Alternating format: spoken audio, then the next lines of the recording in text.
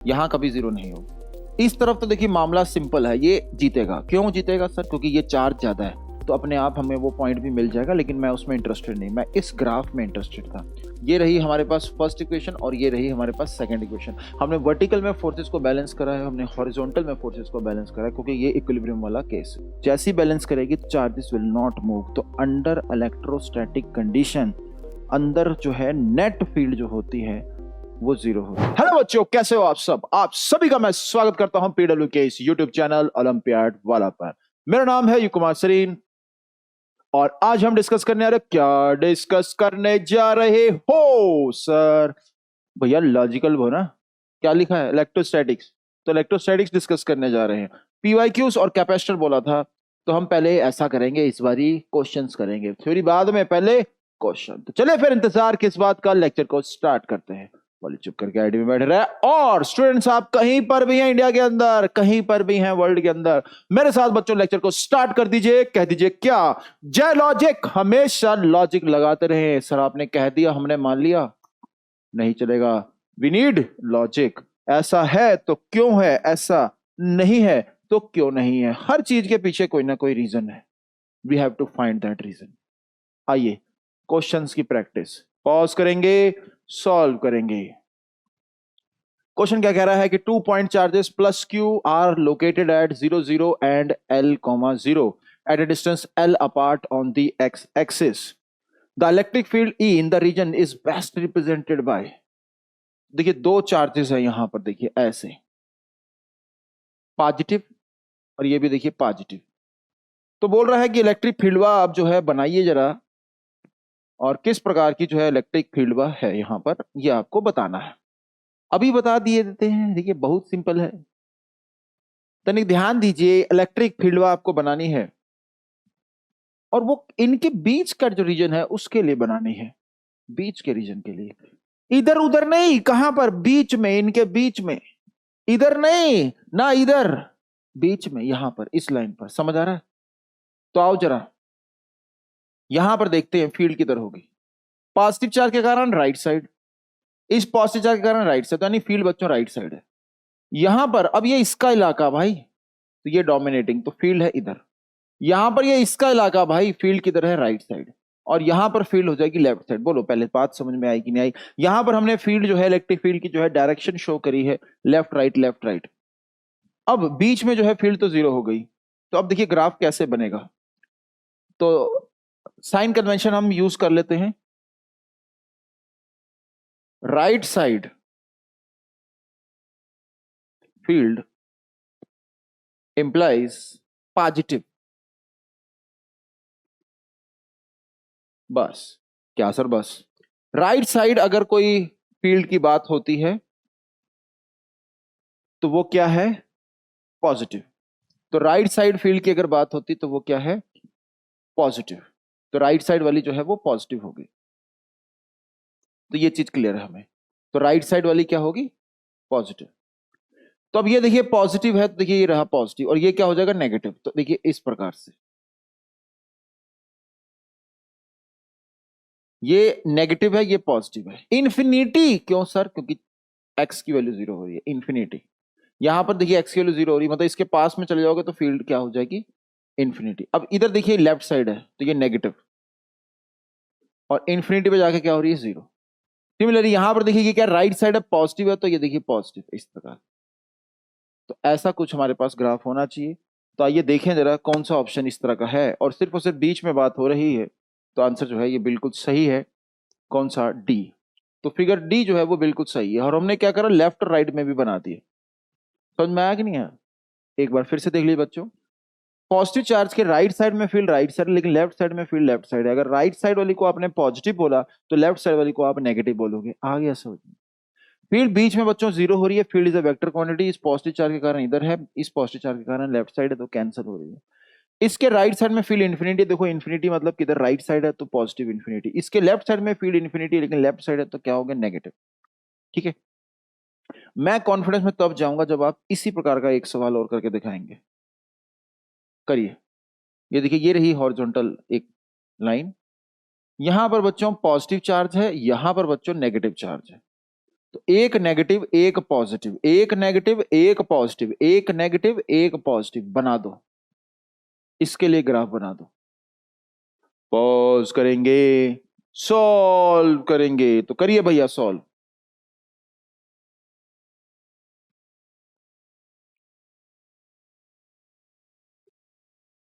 देखिए, सीखिए कैसे टीचर कर रहा है सॉल्व।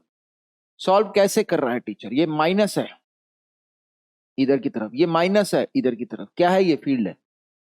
पॉजिटिव किधर की तरफ, राइट साइड, ये क्या है लेफ्ट साइड। क्यों, अरे फील्ड है पॉजिटिव चार्ज के कारण। कन्वेंशन क्या, राइट साइड पॉजिटिव, ये क्या लेफ्ट साइड तो नेगेटिव। ये देखिए समझ में आया, ये किधर है राइट साइड पॉजिटिव, ऐसे इन्फिनिटी। अब बीच में जीरो ना कर दियो, करना दियो बीच में जीरो, ना जी ना, बीच में जीरो नहीं है। अरे क्यों नहीं है, अरे भाई इस नेगेटिव के कारण फील्ड किधर है राइट, इस पॉजिटिव के कारण फील्ड किधर है राइट, राइट राइट दोनों को ऐड करेंगे, सबट्रैक्ट नहीं कर सकते। अच्छा अच्छा जय लॉजिक, तो ऐसा कुछ। तो इस प्रकार से जो है हमारे पास थोड़ा और बढ़िया सा बनाते हैं, ऐसा इस प्रकार का ग्राफ बनना चाहिए। और इधर लेफ्ट साइड में देखें तो क्या है, नेगेटिव, और इधर क्या हो रहा है, जीरो। बताइए सही बनाया, सही बनाया। डबल कॉन्फिडेंस आ गया सर, कॉन्फिडेंस नहीं डबल कॉन्फिडेंस। खतरनाक वाला सवाल, नहीं इतना भी खतरनाक नहीं भाई। बना दीजिए, दोनों नेगेटिव है, माइनस क्यू और ये भी क्या है माइनस क्यू। बना दीजिए, पास करेंगे, सॉल्व करेंगे।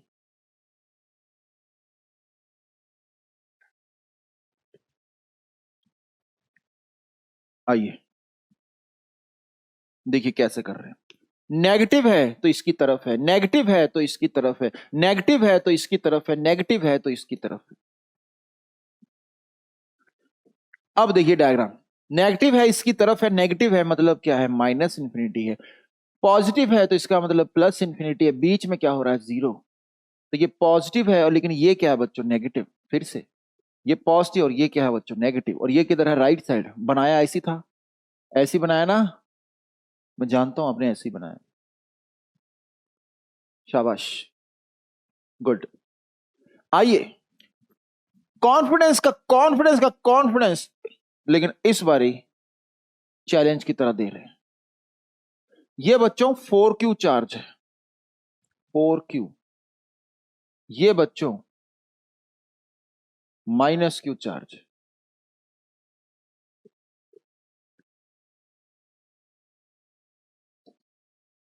Draw electric field versus x graph. इनके बीच का डिस्टेंस जो है वो है d। कर देंगे भाई, कई बारी फ्लो फ्लो में आ जाता क्वेश्चन, तो कर दो यार। ठीक है, थोड़ा सा करिए कि एनएससीपी के लेवल से थोड़ा सा ऊपर एडवांस लेवल पे जा रहा, लेकिन कोई दिक्कत नहीं, ट्राई करिए, ट्राई करिए और करके दिखाइए। I know that you can do it, शाबाश। पॉज करेंगे, सोल्व करेंगे। तो आइए जरा देखिए, नेगेटिव चार्ज है तो इसकी तरफ, नेगेटिव चार्ज है तो इसकी तरफ, पॉजिटिव चार्ज है तो इधर, पॉजिटिव चार्ज है तो इधर। अब यहां पर एक न्यूट्रल पॉइंट भी हमें मिलने वाला है बच्चों।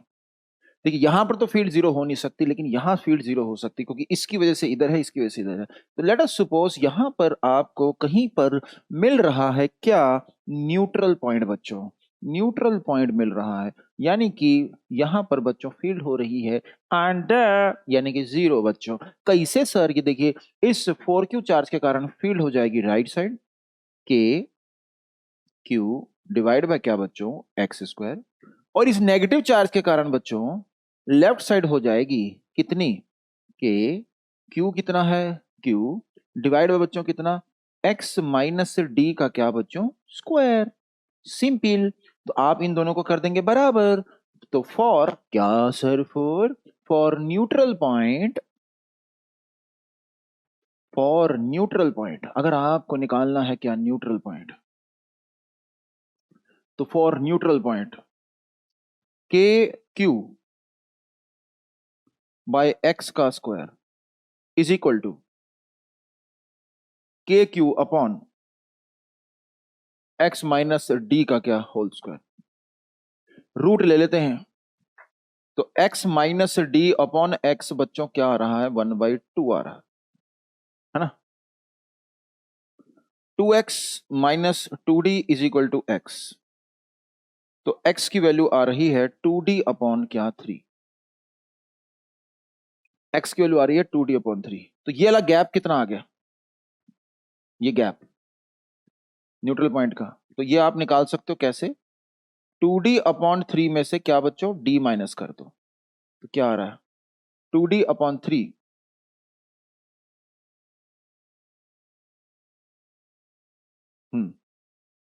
बराबर कर दिया भाई, x माइनस डी, तो नीचे क्या आ गया 4 और 2, स्क्वायर था रूट लिया, 2x minus 2d is equal to x.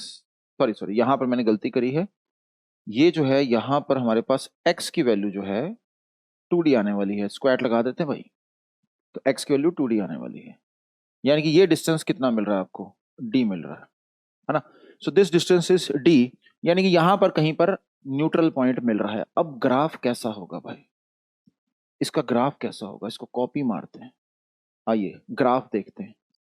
तो कैसा इसका ग्राफ होना चाहिए, मोटा सा जो है पेन यहां पर हम सिलेक्ट कर रहे हैं, यहां पर फील्ड होने वाली है 0, यहां कभी 0 नहीं होगी। इस तरफ तो देखिए मामला सिंपल है, ये जीतेगा। क्यों जीतेगा सर, क्योंकि ये चार्ज ज्यादा है और डिस्टेंस कम है, यहां वाले पॉइंट से इसका डिस्टेंस कम है और चार्ज भी ज्यादा है, तो दोनों चीजें इसी के फेवर में है, तो ये जीतेगा। तो ये देखिए क्या है नेगेटिव, तो ऐसा ग्राफ ये यहां पर होना चाहिए, यानी कि उसका कुछ असर यहां पर नहीं पड़ने वाला।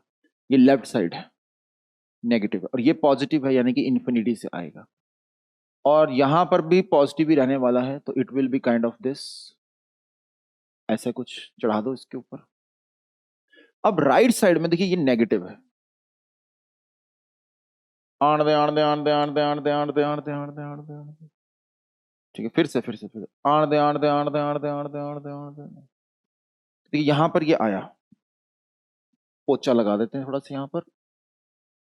अब देखिए आण दे आण दे आण दे आण दे आण दे आण दे, ऐसा कुछ, ऐसा कुछ होना चाहिए बच्चों। सर ये यहां पर सर ऐसे ये पहाड़ी क्यों बन जाएगा, देखो भाई ध्यान से चुप करके सुनो, यहां पर फील्ड जो है वो तो 0 है, नेट फील्ड, इसकी और इसकी वजह से फील्ड क्या हो चुकी है, कैंसिल।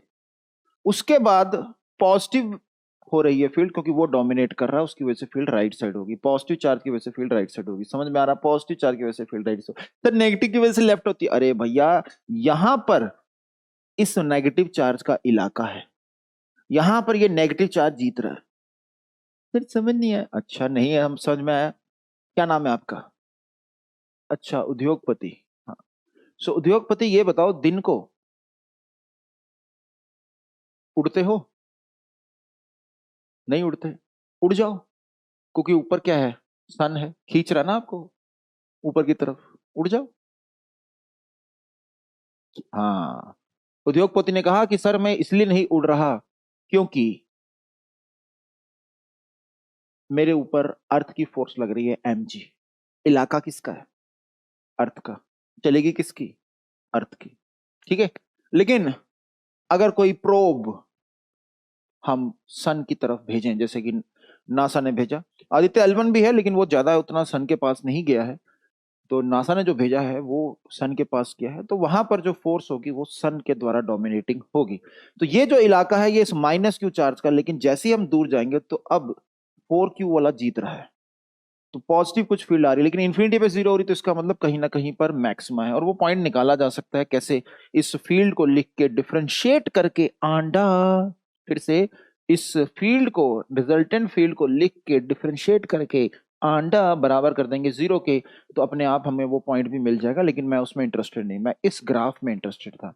तो अगर आपने बच्चों ये ग्राफ करा है सही, तो आपको कमेंट करना है, ठीक है, यू हैव टू कमेंट, और गाली चढ़ा दी गई है आज, ठीक है, सरस्वती माता, विद्या माता, लक्ष्मी देवी, सबकी पूजा करके आज आया, गणेश जी, ठीक है, सुबह मैंने पूजा करी विद्यापीठ के अंदर, तो भैया अब कसम चढ़ा दी आपको, मेंशन करना है अगर आपने ये किया है तो, और शाबाशी देनी है अपने आप को, ठीक है, और शाउट आउट मिलेगा आपको, कमेंट करेंगे तो पता चलेगा। चलिए फिर आगे, चलिए ये वाला क्वेश्चन करते हैं, और क्वेश्चन जो है उसको प्रॉपर टाइम देना। एनएससीपी 2022 का क्वेश्चन है, ऐसा क्वेश्चन एडवांस में भी आ रखा है। देखिए क्या है question, a small positively charge ball of mass m is suspended bye a long insulating thread of negligible mass. Other positively charge small ball is moving very slowly from a large distance along horizontal direction until it is at the original position A of the first ball. As a result, the first ball rises by h to a position B such that h is less than L. Choose the correct statements. मतलब infinity से देखिए क्या कर रहे हैं, हम एक charge को लेके आ रहे हैं।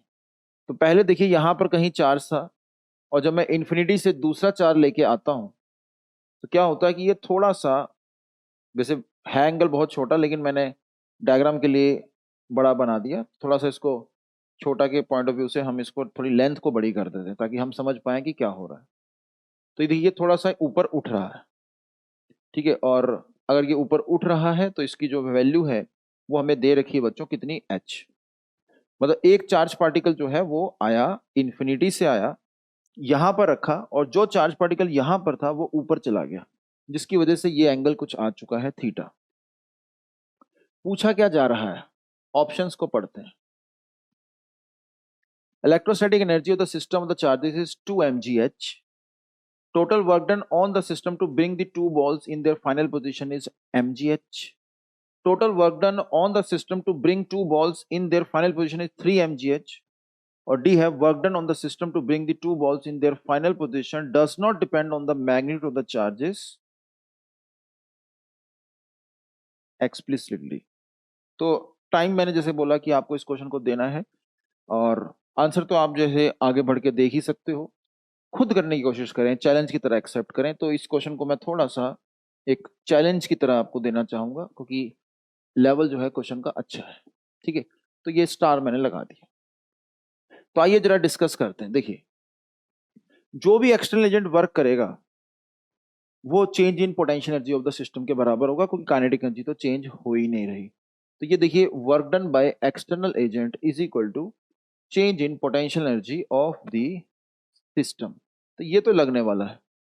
अब work done by external agent जो आएगा वो डेल्टा यू दो तरह के होंगे, एक कह लो इलेक्ट्रो और एक कह लो ग्रेविटेशनल।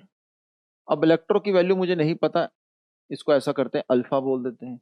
इसकी वैल्यू तो पता है हमें, एम जी एच, क्योंकि राइज इन पोटेंशियल एनर्जी जो हो रहा है that is m g h, क्योंकि फोर्स एम जी है और हाइट जो है वो एच है, तो ग्रेविटेशन पोटेंशियल एनर्जी में राइज तो हमें मिल गया।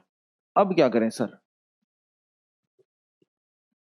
अब ये जो है यहां पर जब पहुंचेगा तो ये डिस्टेंस कुछ मान लीजिए एक्स है, तो एक रिपल्सिव फोर्स जो है वो लग रही होगी कुछ इस प्रकार से।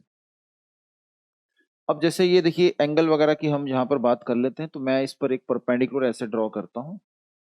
तो जैसे ही मैं बच्चों यहाँ पर परपेंडिकुलर डालूंगा तो ये एंगल जो है आधा आधा जो है टूट जाएगा, theta by two theta by two. ये बात तो क्लियर है ना, कोई कॉन्ग्रुएंट ट्रायंगल्स हो जाएंगे। तो अगर ये थीटा बाई टू है बच्चों, आराम से सुनते रहिए, ये 90 है तो ये 90 माइनस थीटा बाई टू, यानी कि ये आपके पास थीटा बाई टू, यानी कि ये आपके पास थीटा बाई टू आ रहा है एफ फोर्स। जो टेंशन की फोर्स है वो कुछ इस प्रकार से लग रही है। अब ये 90 है, ये टोटल एंगल थीटा था, तो ये 90 माइनस थीटा आ जाएगा। तो यहाँ पर अगर मैं एक वर्टिकल लाइन खींचूं तो ये देखिए 90 माइनस थीटा, तो this angle will be how much, ये 90 माइनस है तो ये थीटा आ रहा है। अब देखिए आई थिंक क्वेश्चन अब खत्म हो गया है, हिंट तगड़ा सा मिल चुका है। अगर यहाँ तक आप नहीं किया था तो अब आप खुद कर सकते हैं, क्योंकि हमारे पास देखिए तीन फोर्सेज आ गई हैं, एफ है, टी है और एम जी है।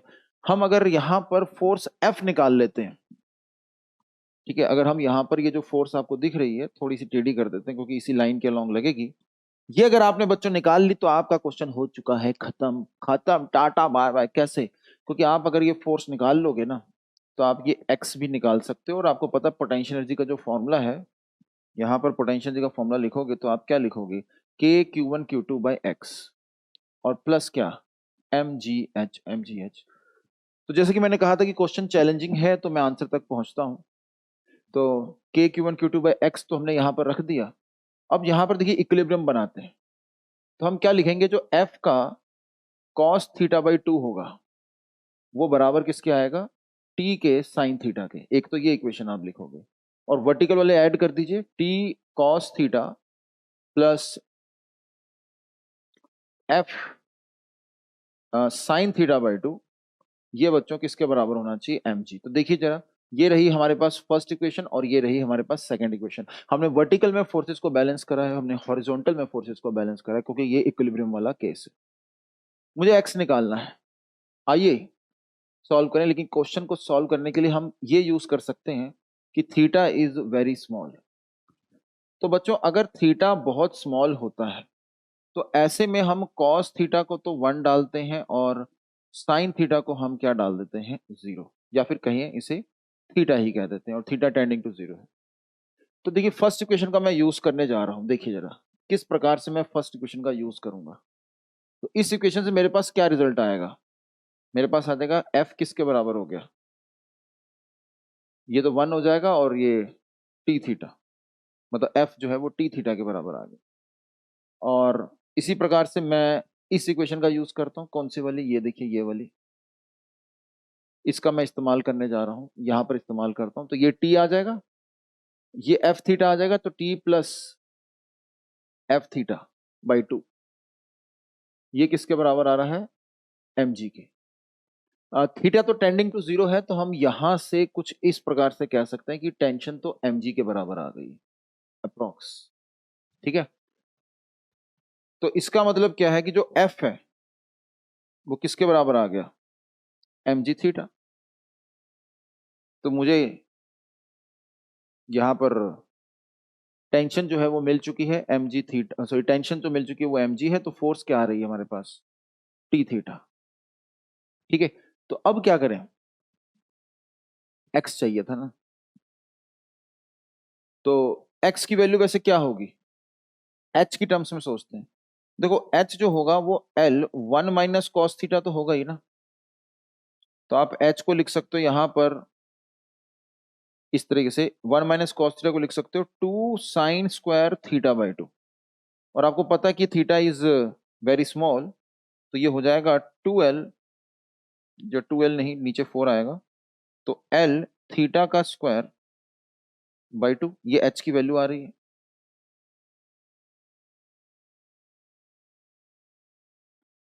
ठीक है, ये हमारे पास फोर्स है, हमें चाहिए अल्फा। देखो बच्चों इसको ऐसे लिख सकते हो, के q one q two by x square into क्या एक्स, चलाकी, एम जी एच।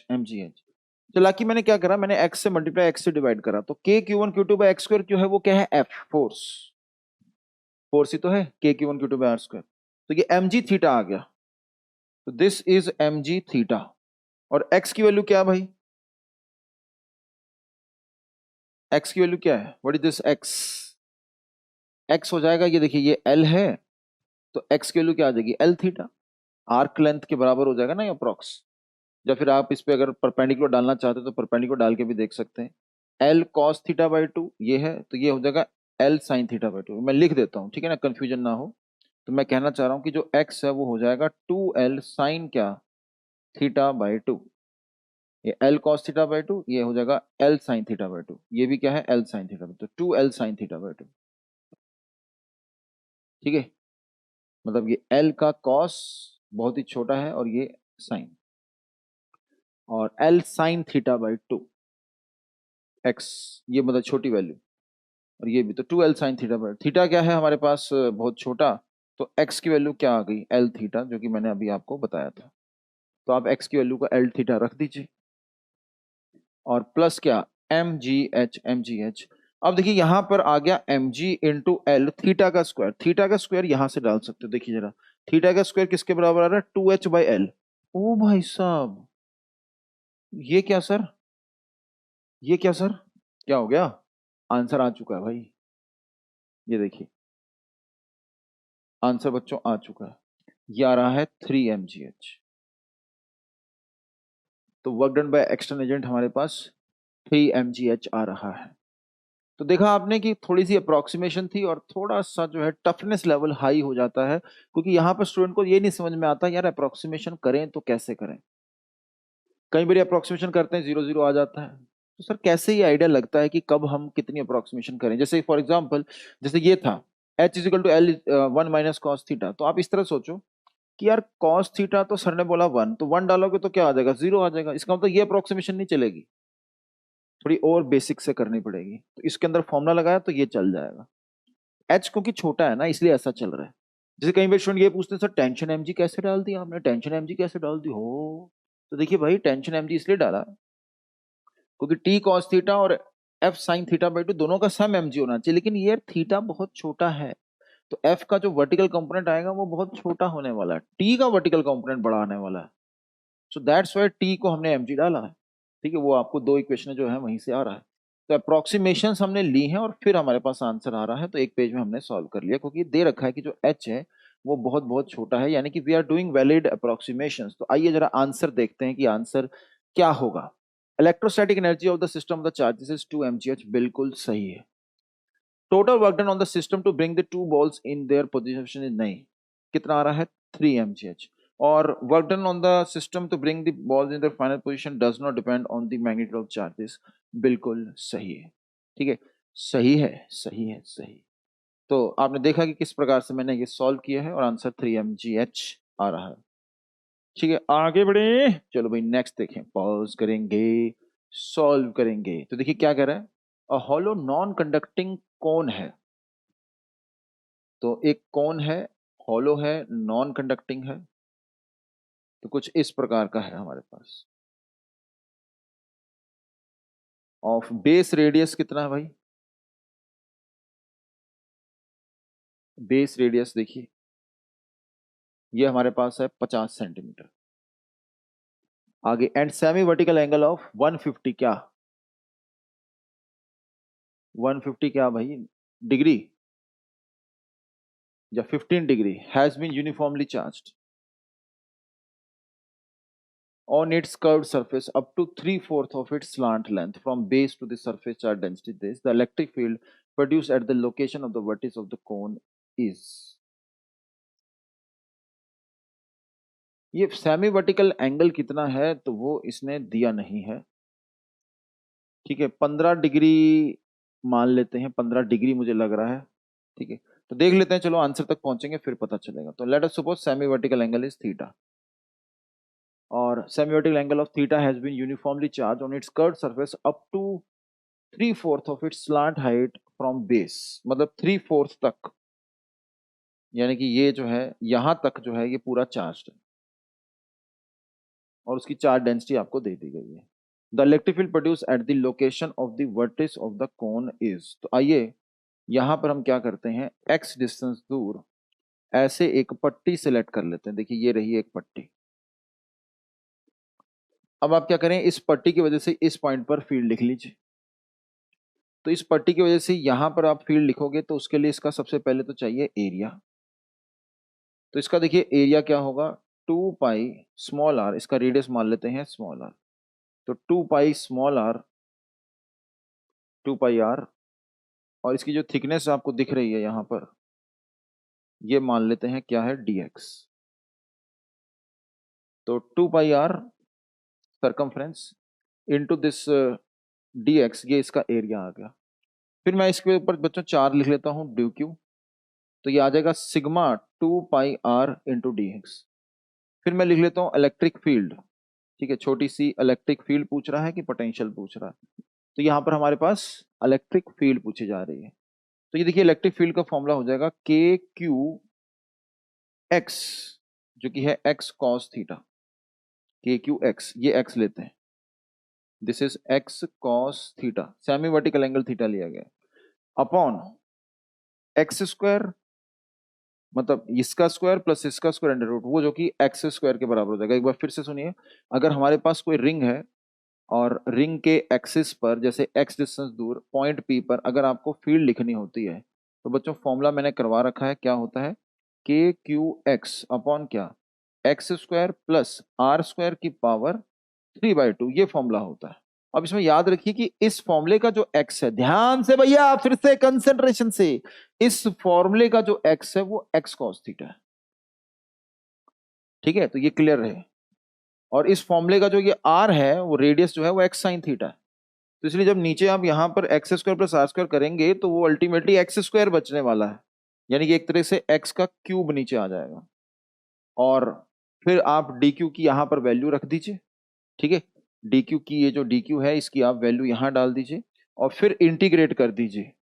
और लिमिट्स जो है वो ध्यान रखना कहां से कहां डालनी है, कि अगर इसकी slant height late us suppose l है, तो आप l/4 से स्टार्ट करके l तक जाएंगे, ठीक है। और जब आप इंटीग्रेट करेंगे तो आपको यहां पर आंसर मिलने वाला है, ठीक है। कर लेंगे भाई, देख लेता हूं कि भाई आप कर सकते कि नहीं कर सकते।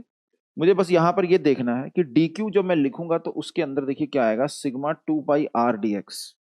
और r की वैल्यू क्या है बच्चों, देखो ध्यान से, r की वैल्यू है x sin थीटा, यानी कि x इसमें भी आ जाएगा, यानी x स्क्वायर हो जाएगा। और अगर x स्क्वायर हो गया, नीचे क्या है एक्स क्यूब, तो यानी कि dx/x यानी कि ln में आंसर आएगा, ठीक है। तो अब इसका मतलब आप सॉल्व कर सकते हैं। तो अब हो जाएगा आई थिंक, अब ये आप खुद करेंगे, ठीक है, और आंसर तक पहुंचेंगे, आंसर मार्क कर दिए जाएंगे। तो तरीका बता ही दिया है, आगे बढ़ते हैं। देखिए 2021 में एक क्वेश्चन आया है, पॉज करेंगे, सॉल्व करेंगे। 2021 में क्या क्वेश्चन है, work done in bringing a charge q from infinity to the centre of a uniformly charge non conducting solid sphere of radius r with total charge q is 0। गलत। Non conducting solid sphere radius r with total charge q, ये तो होता ही नहीं, zero तो हो ही नहीं सकता, potential की बात हो गई ना। तो ये तो भैया कितना आता है, 3/2 टाइम्स आता है, 3/2 KQ/R। Uniformly charge non conducting, तो पहला तो गलत ही है भाई। The potential difference between the centre and the surface of a uniformly charged non-conducting solid sphere of radius r with total charge q is this। तो देखिए जरा, पोटेंशियल का जो फॉर्मूला है, मैंने आपको फॉर्मूला बताया था और ड्राइव करने के लिए बोला था कि घर से आप ड्राइव करेंगे। तो जब आप घर से ड्राइव करेंगे तो आपने ड्राइव किया कि नहीं किया बच्चों, देखें जरा। KQ/R 3/2 बच्चों यहां पर होता है 1.5 गुना, और सरफेस पर कितना होता है, KQ/R होता है। और याद करिए जनरल पॉइंट पर पोटेंशियल जब लिखते हैं, बोलिए जरा क्या था, मैंने क्लास में बता रखा है आपको। KQ/R, बोलो बोलो, ब्रैकेट में 3/2 माइनस, बोलो, बोलना जरूरी है भाई। ये होता है बच्चों फॉर्मूला। तो ये सारी चीजें क्लास में डिस्कस की हुई हैं, आपको ये पता है। अब कह रहा है कि वो इसका जो डिफरेंस है बच्चों, किसका, इसका और इसका, वो है कितना आ रहा है डिफरेंस, देखो ये आ जाएगा KQ/2R आ जाएगा ना, क्योंकि ये उसका 1.5 गुना है, तो माइनस करेंगे तो ये बचेगा। तो अब देखिए जरा इसने क्या लिखा है, KQ/2R लिखा है, KQ/2R, KQ/2R, इसका मतलब ये सही है। तो statement 1 is false but statement 2 is true, ठीक है। तो सिर्फ एक ही ऑप्शन है और जो कि हमें दिख रहा है डी, तो आंसर आ गया। देखा, तो आपने देखा कि भैया कुछ क्वेश्चंस जो हैं वो ऐसे रहेंगे कि जो स्ट्रेट फॉरवर्ड है, क्वेश्चन देखा आंसर निकाला। कईयों के लिए आपको थोड़ा दिमाग ज्यादा लगाना पड़ जाता है। चलिए आगे बढ़ते हैं। ये क्वेश्चन देखिए 2020 में, पॉज करेंगे, सॉल्व करेंगे। Point charge Q is kept at each corner of a cube of edge length L. The resultant force of repulsion on any one of the charge due to all others is expressed as। तो force पूछ रहा है, तो देखिए किसी एक पर जो फोर्स लिखनी है तो वो कैसे निकालें, तो इसमें भी आपको तरीका बता देते हैं। देखिए ये 3D का क्वेश्चन है, तो आपको 3 डायमेंशन में सोचना है।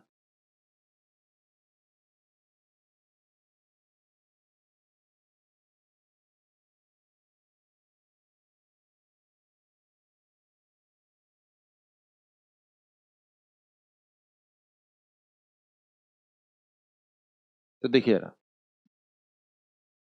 किसी एक चार्ज की बात करें, जैसे कि ये देखिए हमारे पास एक चार्ज है,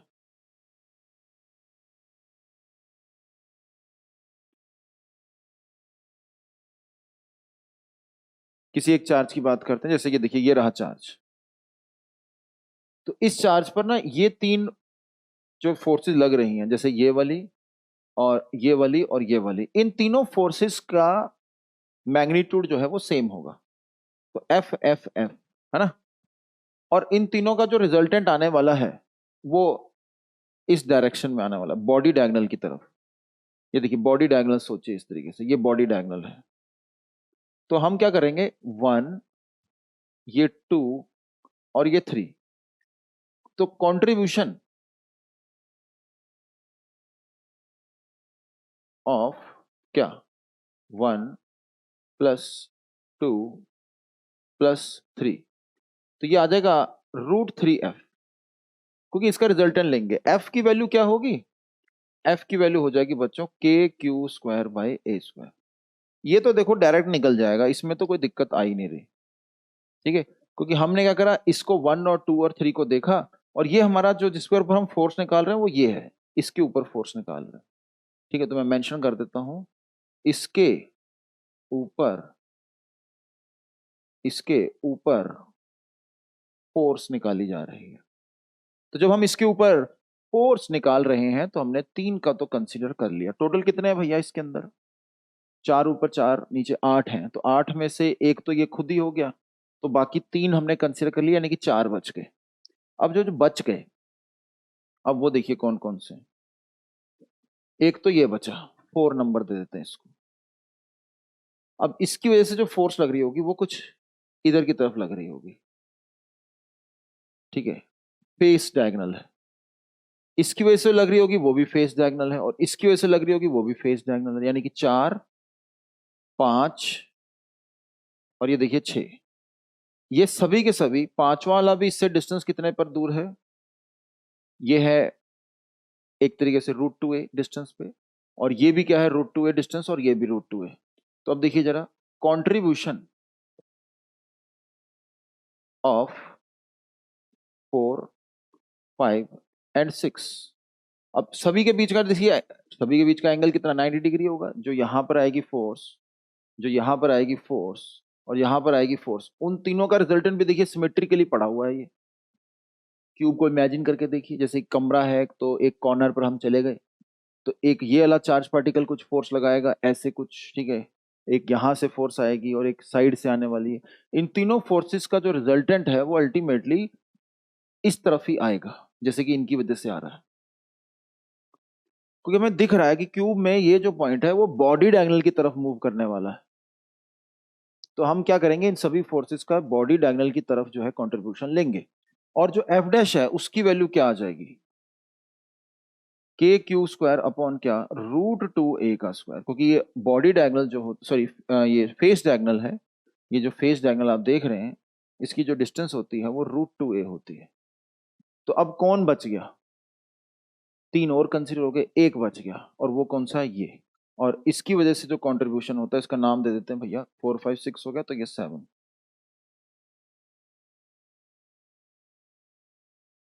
तो कंट्रीब्यूशन ऑफ 7, तो कंट्रीब्यूशन ऑफ 7, अब वो क्या कंट्रीब्यूशन होने वाला है वो हमें यहां पर अब निकालना है। तो कंट्रीब्यूशन ऑफ 7 हो जाएगा KQ² अपॉन क्या, √3a का स्क्वायर। बस अब इन सभी को क्या कर दीजिए, ऐड, और आप आंसर निकाल सकते हैं, ठीक है। तो इन सभी को आपने ऐड कर देना है और आंसर निकाल लेना है। क्लियर है, तो बस यही है, और तो कुछ भी नहीं है। आपको बस रिजल्टेंट निकालना, तो मैंने आपको बता दिया, सबको आपने ऐड कर देना है, आंसर निकल जाना। चलिए फिर आगे नेक्स्ट देखते हैं, ये करके दिखाइए। पॉज करेंगे, सॉल्व करेंगे। एनएससीपी में आया हुआ सवाल कह रहा है, a thin semicircular metal ring of radius r has a positively charged q distributed uniformly over its curved length. The resultant electric field at the straight forward है। फ्री के नंबर वाले नंबर ले लो, फ्री के number, NSCP. तो देखो free के number but रहे हैं, क्या आपने फ्री के नंबर लिए? ऐसे सोचिए कि देखिए छोटा सा एक एलिमेंट यहां पर सिलेक्ट किया गया, तो इसका जो चार्ज है वो dq है। अब इसकी वजह से सिर्फ और सिर्फ कैमरामैन फोकस करें, तो यहां पर कैमरामैन फोकस करेंगे, और सिर्फ इस डीक्यू चार्ज की वजह से हम फील्ड लिखेंगे। तो इस डीक्यू चार्ज की वजह से जो फील्ड आ रही है बच्चों, वो हमने डीई बोल दिया। हमें पता है कि जो रिजल्टेंट इलेक्ट्रिक फील्ड होने वाली है वो किधर होने वाली है, वो नीचे की तरफ आने वाली है। तो आप बस इसका कंपोनेंट ले लीजिए, एक बार फिर से देखिए, ऐसा कुछ डायग्राम बनेगा। ठीक है, ये देखिए ये रही हमारे पास x एक्सिस, ये रही हमारे पास y एक्सिस। एलिमेंट कहाँ पे लिया गया है, यहाँ पर कुछ एलिमेंट लिया गया है, और अगर एलिमेंट यहाँ पर लिया गया है तो देखिए ये हमारे पास थीटा एंगल है, और एलिमेंट थोड़ा सा डी थीटा के साइज का है, d theta is tending to zero, very very very very very small, और इसकी वजह से जो रिजल्टेंट आने वाला है वो ऐसे आने वाला है डी। फिर से वही डायग्राम बना रहा हूं ताकि दिमाग में आपके बच्चों छपे। हमें रिजल्टेंट चाहिए वो नीचे की तरफ आएगा, तो वो कैसे मिलने वाला है, रिजल्टेंट हमें चाहिए तो कैसे मिलने वाला है, रिजल्टेंट मिलेगा जब हम ई निकालेंगे ऐसे इंटीग्रेशन करके, डी ई क्या, साइन थीटा। तो डी ई साइन थीटा की बच्चों हमें इंटीग्रेशन करनी पड़ेगी, डी ई साइन थीटा की जब इंटीग्रेशन करेंगे तब जाके हमारे पास आंसर आने वाला है, डी ई साइन थीटा की इंटीग्रेशन। तो देखो अब मैं इंटीग्रेशन करूंगा तो देखिए ये क्या है, ये डी क्यू है, तो इसकी वजह से फील्ड लगे मतलब फील्ड निकालोगे तो कितनी आएगी, k d q by r square, और साथ में क्या आने वाला है, साइन थीटा। अब सर डी क्यू कैसे लिखूं मैं, डी क्यू को यहां से लिखो भैया, ये डी क्यू जो है इसकी लेंथ पता है, तो क्यू डिवाइड बाय लैम्डा की वैल्यू लिखो सबसे पहले, तो क्यू डिवाइड बाय कितना है, कितना है ये कितना है, पाई आर सर। तो लैम्डा की वैल्यू आ गई, लैम्डा क्या है, charge per unit length, charge per unit length. तो चार्ज पर यूनिट लेंथ को आप अगर लेंथ से मल्टीप्लाई कर देंगे, यानी कि आर दी थीटा जो कि इसकी लेंथ है, तो आपको क्या मिल जाएगा, चार्ज मिल जाएगा। तो बस अब देखिए मैं वैल्यूज डालता हूं, integration of k d q को लिखेंगे क्या, लैम्डा यानी कि q divide by pi r, और मल्टीप्लाइड बाय क्या, आर डी थीटा, ये डी क्यू आया, फिर आया बच्चों क्या, साइन थीटा, और नीचे क्या आया बच्चों, आर स्क्वायर। थीटा कहाँ से कहाँ, जीरो से घूम के पाई तक जाएगा। यहां से स्टार्ट करेंगे, कहाँ से स्टार्ट करेंगे, देखिए बस। तो बताओ यहां से स्टार्ट करा था, थीटा कितना था, जीरो। थीटा बढ़ रहा है बढ़ रहा है बढ़ रहा है बढ़ रहा है, यहां पर थीटा फाइनली कितना हो रहा है, इस वाले पर 180 डिग्री। तो 180 डिग्री तक लेके जाएंगे, यानी कि पाई तक लेके जाएंगे। बात समझ में आई। अब बस आंसर निकाल लेते हैं। ऑप्शन को मैं एक बार चेक करूंगा कि क्या के में आंसर दिया है, नहीं। तो आंसर जो दिए गए हैं वो 1/4 पाई एप्सिलॉन वैल्यू रखने के बाद दिए गए हैं।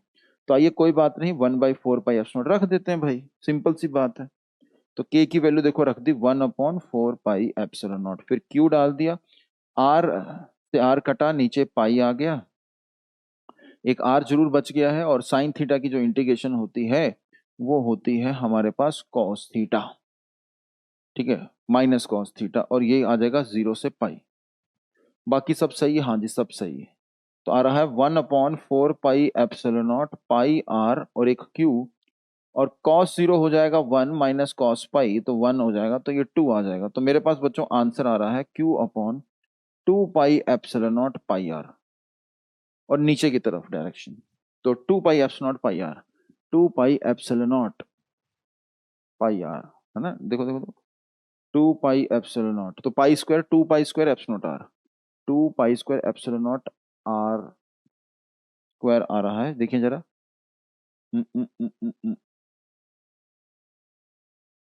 यहां पर देखिए आर से आर कटा ना, तो एक आर स्क्वायर तो था ही, वो मैंने मिस करा है। तो कौन सा ऑप्शन है भाई, Q/2 pi square epsilon r, I think B है, माइनस वाला, सॉरी डी डी, डी आ रहा है नेगेटिव की तरफ, जे कैप है ना इधर, तो ये सही है, नहीं सॉरी ए सही है, A Q/2 pi square epsilon r square, हाँ जी ए ऑप्शन सही है। ठीक है, तो आपने देखा कि भैया क्वेश्चन जो है स्ट्रेट फॉरवर्ड है, एक छोटा सा एलिमेंट लेना है, उसकी वजह से फील्ड लिखनी है, और फिर उस फील्ड का वर्टिकल कंपोनेंट लेना है और इंटीग्रेट कर देना है। फ्रेंड्स ऑफ माइंड बताओ मैंने क्या बोला, बैक नहीं जा सकते, क्या बोला, एक एलिमेंट लेना है, उस एलिमेंट की वजह से डीई लिखना है, और उस डीई का कंपोनेंट लेना है, कंपोनेंट उस डायरेक्शन में लेना है जिस डायरेक्शन में नेट फील्ड है, और फिर कंपोनेंट निकालने के बाद उसका कर देना है क्या, इंटीग्रेशन। तो जब उसका आप इंटीग्रेशन कर देते हैं और लिमिट प्रॉपर डालते हैं, 0 से लेकर कहां तक, पाई तक डालते हैं, तो आंसर आपका आ जाएगा, और आना ही है। फ्री फंड के नंबर, नंबर वाले नंबर ले लो, नंबर वाले नंबर ले लो। आगे बढ़ते हैं, नेक्स्ट पॉज करेंगे, सॉल्व करेंगे। क्या कह रहा है, charge q is placed at each of the point this infinity on the x-axis, and charge minus q is placed at the point this.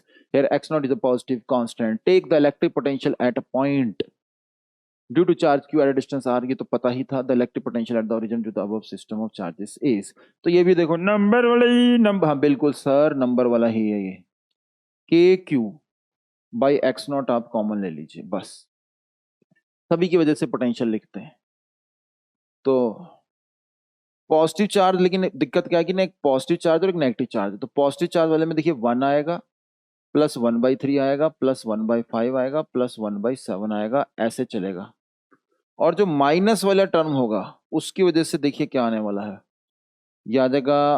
पहली शुरुआत कहाँ से हो रही है, 2 से, तो 1/2 plus 1/4 plus 1/6 plus and so on, ठीक है 1/8, ये नेगेटिव में।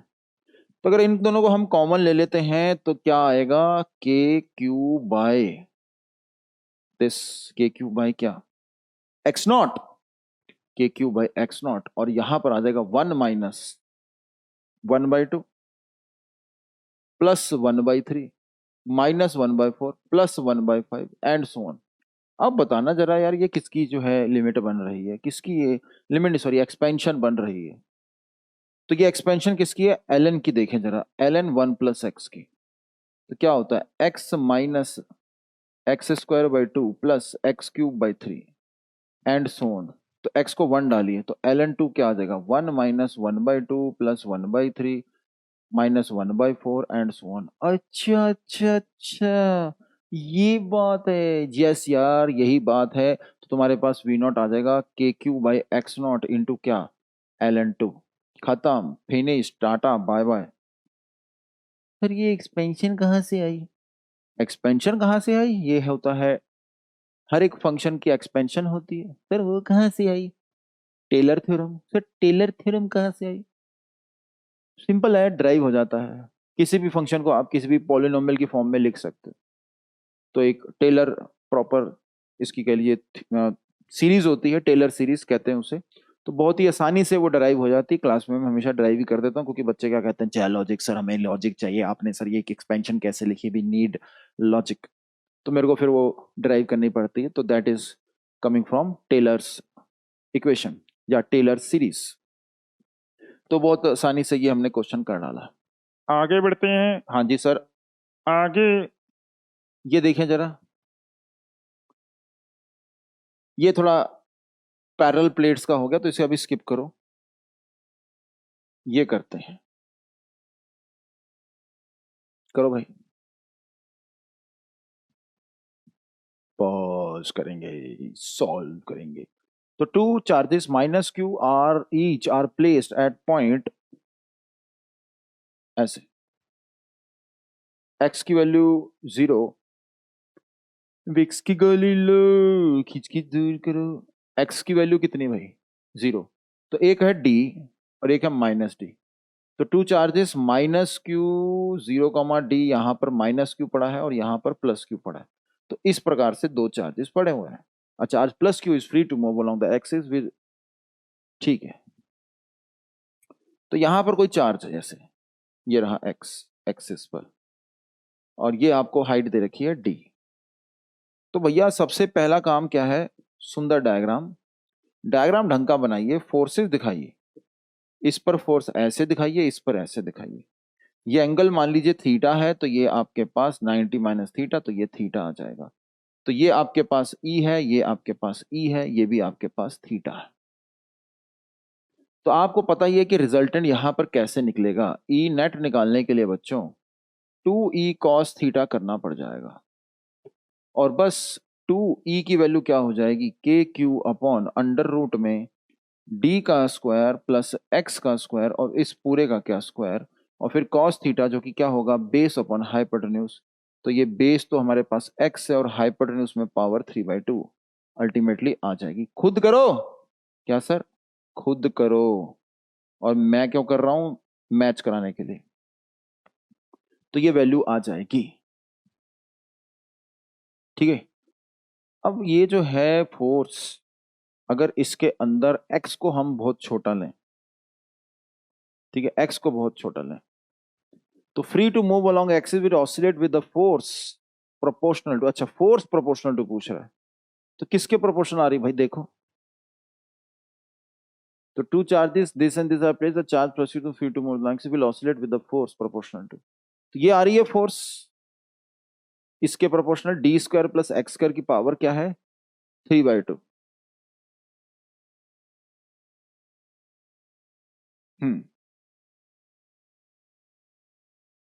भैया फोर्स प्रोपोर्शनल टू, देखो यहाँ पर कुछ प्रिंटिंग मिस्टेक लग रही है, ऊपर जो है यहाँ पर एक्स होना चाहिए था, ठीक है, एक्स आ रहा है तो भैया आ रहा, ठीक है, तो यही आंसर होगा, ऊपर एक्स आएगा, k q x upon x square plus r square की पावर 3/2। ये अच्छा, ये भी तो क्या है, नेगेटिव ही है ना, हाँ तभी कहूँ। अच्छा हाँ, नेगेटिव है तो फोर्स की डायरेक्शन जस्ट ऑपोजिट हो जाएगी, लेकिन आएगी तो वही वैल्यू, ठीक है, तो कुछ फर्क नहीं पड़ने वाला। ये फील्ड इधर हो जाएगी, फोर्स लेफ्ट साइड लग जाएगी, लेकिन वो फोर्स भी जो अल्टीमेटली प्रोपोर्शनल ही आने वाली है, तो कुछ फर्क नहीं पड़ने वाला। तो भैया आंसर तो यही आने वाला। चलिए फिर नेक्स्ट देखते हैं। ये तो मैंने बताया कि भाई अभी स्किप करेंगे, तो इसको हटा ही देते हैं। और ये तो मैंने लास्ट क्लास में आई थिंक डिस्कस कर ही लिया था, तो तुम हटो यहाँ से, ठीक है, तो इसे डिलीट कर देते हैं भाई। हाँ,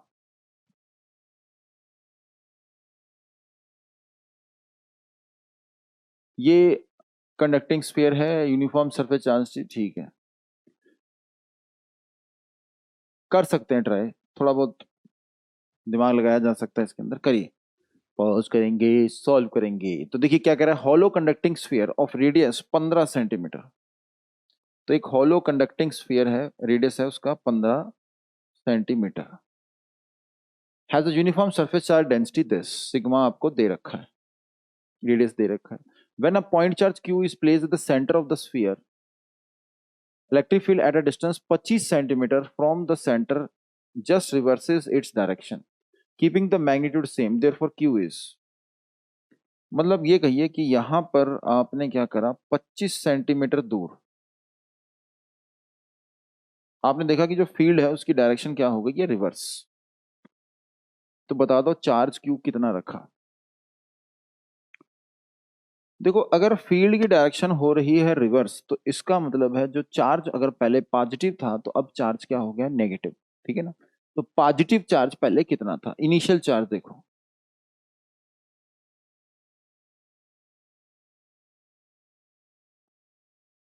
इनिशियल चार्ज ये हो जाएगा सिग्मा इंटू 4 पाई रेडियस का स्क्वायर, ये आप निकाल सकते हैं वैल्यू। तो जब आप यहां पर देखिए कुछ चार्ज रखते हैं, तो लेट अस सपोज आपने यहां पर कुछ चार्ज रखा, तो नेगेटिव चार्ज मान लीजिए कुछ रखा, तो उतना ही यहां पर पॉजिटिव आ जाएगा, और बाहर जो है उतना ही नेगेटिव इंड्यूस भी होगा। लेकिन बाहर जो है पहले से कुछ क्यू चार्ज था, ध्यान से सुनिए, पहले से चार्ज था क्यू, अब क्या हुआ कि कुछ इंड्यूस हुआ, तो अब चार्ज कितना हो गया, क्यू माइनस क्यू, और इसकी वैल्यू माइनस क्यू आनी चाहिए। फिर से सुनो, फिर से सुनो, सुनो सुनो सुनो सुनो सुनो सुनो, कंसेप्ट बताया जा रहा है, ध्यान से सुनिए।